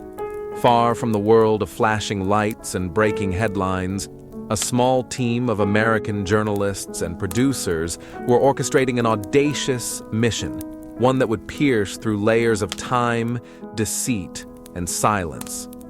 What they sought wasn't merely a headline. It was history, justice, and truth, locked behind the gaze of an aging man known to the world by many names, but to some, most chillingly, as Reinhard Kopps. The tip-off had come subtly, a whisper wrapped in data. The man they were watching had a peculiar habit. He left the German school every day at precisely 12 through noon, punctual as clockwork. It was strategic intelligence, the kind that made seasoned reporters sit up straight. He even boasted about it. "I am punctual," he had said. That statement, innocent to the untrained ear, was golden to those chasing ghosts of the Third Reich. This wasn't just routine. It was a behavioral anchor, a reliable thread in a tapestry of lies. Harry Phillips, the producer behind the mission, had been compiling evidence for months. He monitored, investigated, and finally concluded, it's time. The team mobilized, and Sam Donaldson, then a well-known face in American television, was dispatched from Washington, D.C. to Argentina. Time was not their ally. Donaldson could only spare 2 days. A private jet was chartered, a $10,000 gamble backed by urgency and instinct. They weren't just chasing a story, they were confronting history. Bariloche welcomed them with its idyllic scenery, crisp mountain air and lakes as still as secrets. But the ABC crew was not there to admire nature. Every movement was calibrated. The pilots went undercover. The team checked into a remote lakeside hotel under the guise of wealthy tourists. Cameras were hidden in sleek black cases, stories rehearsed, alibis constructed. The mission was surgical, clandestine, and utterly real. Surveillance began early. Before the sun had climbed over the Andean ridges, the team stationed themselves discreetly near the homes of suspected Nazis. Their first target, Juan Mahler, a name adopted by Reinhard Kopps in post-war obscurity. At 7 a.m., the ABC team was outside his residence, waiting in anticipation and exhaustion. Hours slipped by with no sign, until suddenly, the gate creaked open, and a man stepped into the morning light. "That's him," someone whispered. A taxi arrived. He entered. Action. What followed was chaos draped in calm, a dance of urgency and discretion. The crew scrambled. Donaldson received the call. "Hez coming your way." Cameras and courage at the ready, they followed the taxi to a pharmacy. Then, as if on cue from a tightly written screenplay, the team leapt into the street. The confrontation had begun. Sam Donaldson, American television, ABC News, he said, facing a man frozen between denial and recognition. The man denied it all. "I have no time for such," he muttered, eyes darting like a trapped animal. But Donaldson pressed, photo in hand. "Is this not a photo of your membership in the Nazi Party?" Still, denial. Then, a sliver of truth cracked through. He confessed his name had been Kopps. More probing followed. Had he aided Nazis in fleeing post-war Europe? The infamous rat line was mentioned. At first, feigned ignorance. Then, "I know now that it was something like that," he admitted. There it was. Proof. Confession. Caught in the act. Recorded for the world to see. But Kopps wasn't finished. He leaned in toward Donaldson, desperation in his voice, eyes scanning the street. "There are still many Nazis here," he whispered, as if bargaining for favor. The moment was electric. Truth offered not as penance, but as distraction. Then came the final, breathtaking twist. He whispered a name, one of the journalists later recalled, Erich Priebke. It was a stunning moment.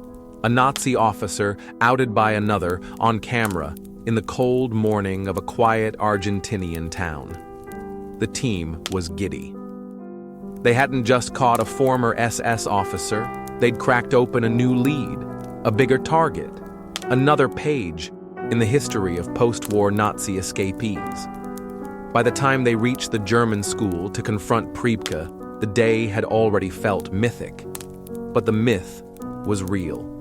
The man they sought was real.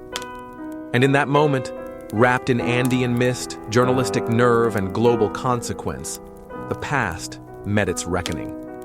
This was not just about a confrontation.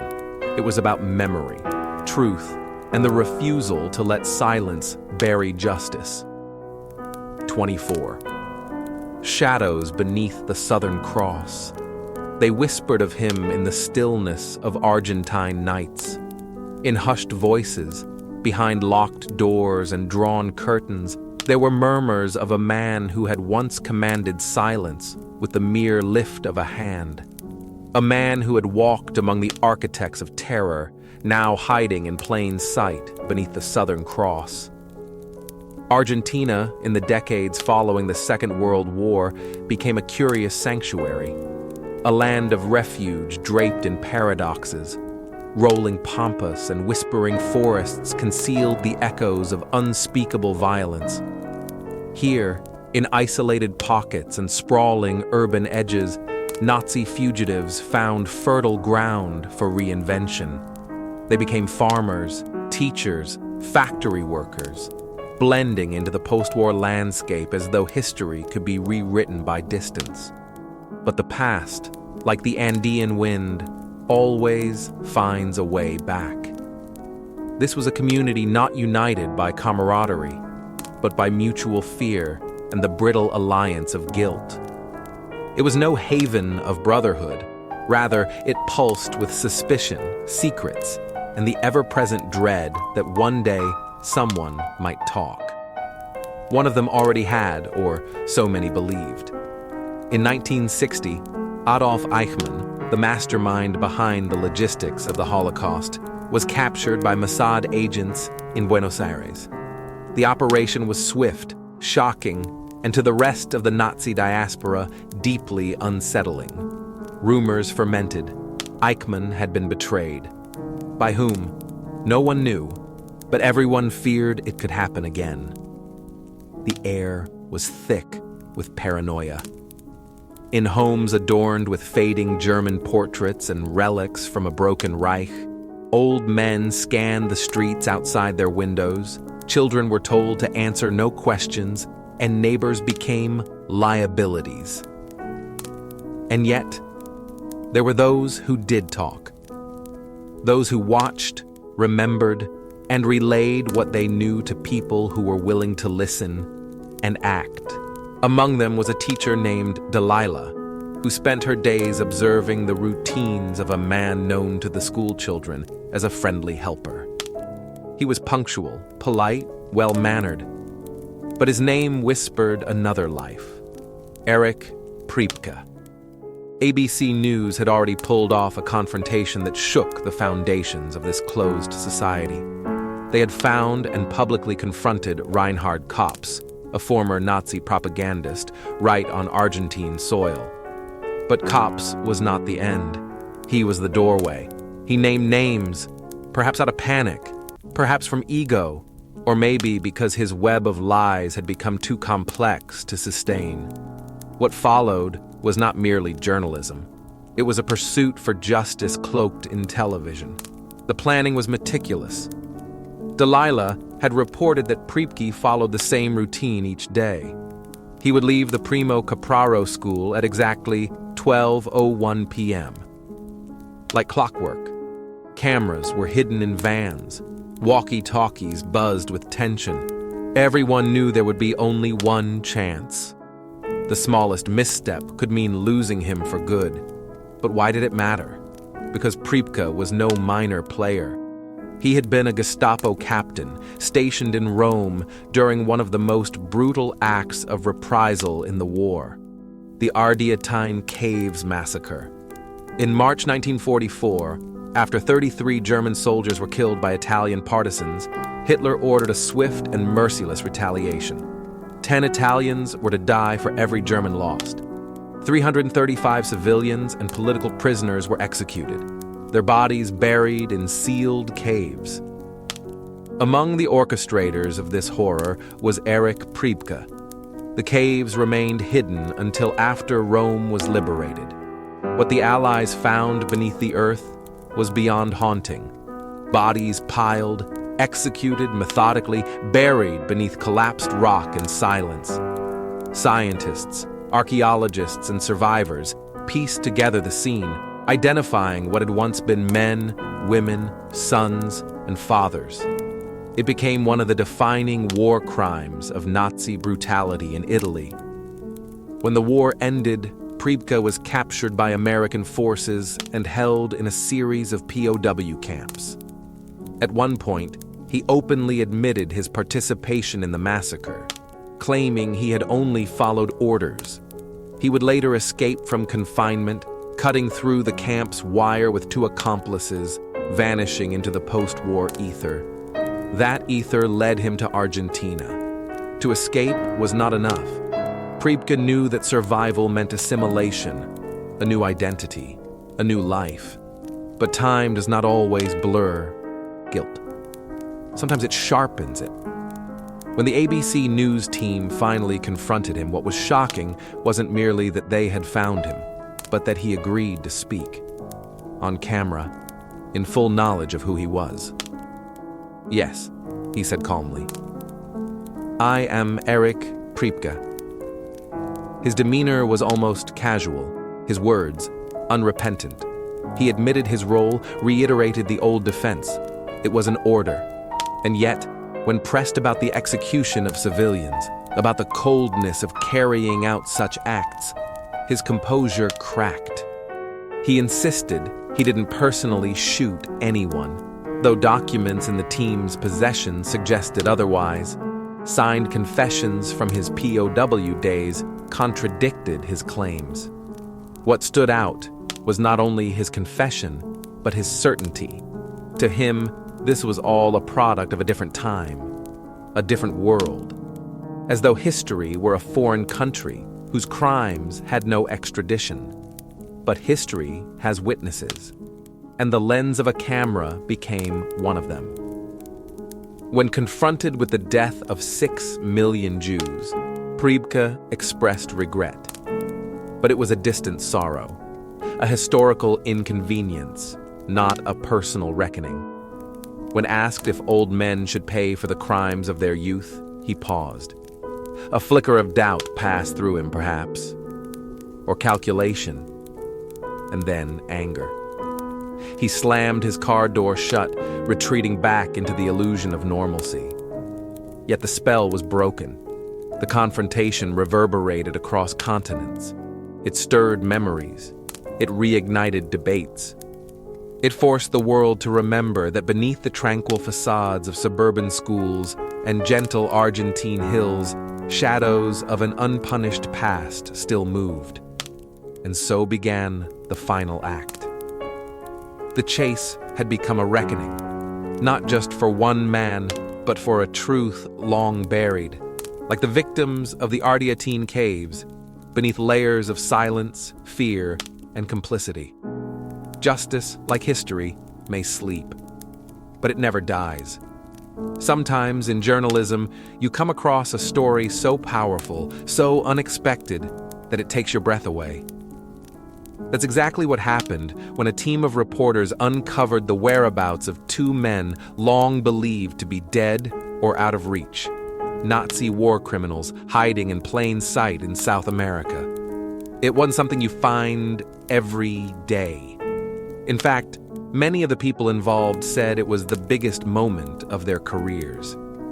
It all started with a phone call. The moment the story was shared with ABC News in New York, the reaction was immediate. "Oh my God, this sounds amazing." That's when they realized this wasn't just any report. It was a global revelation.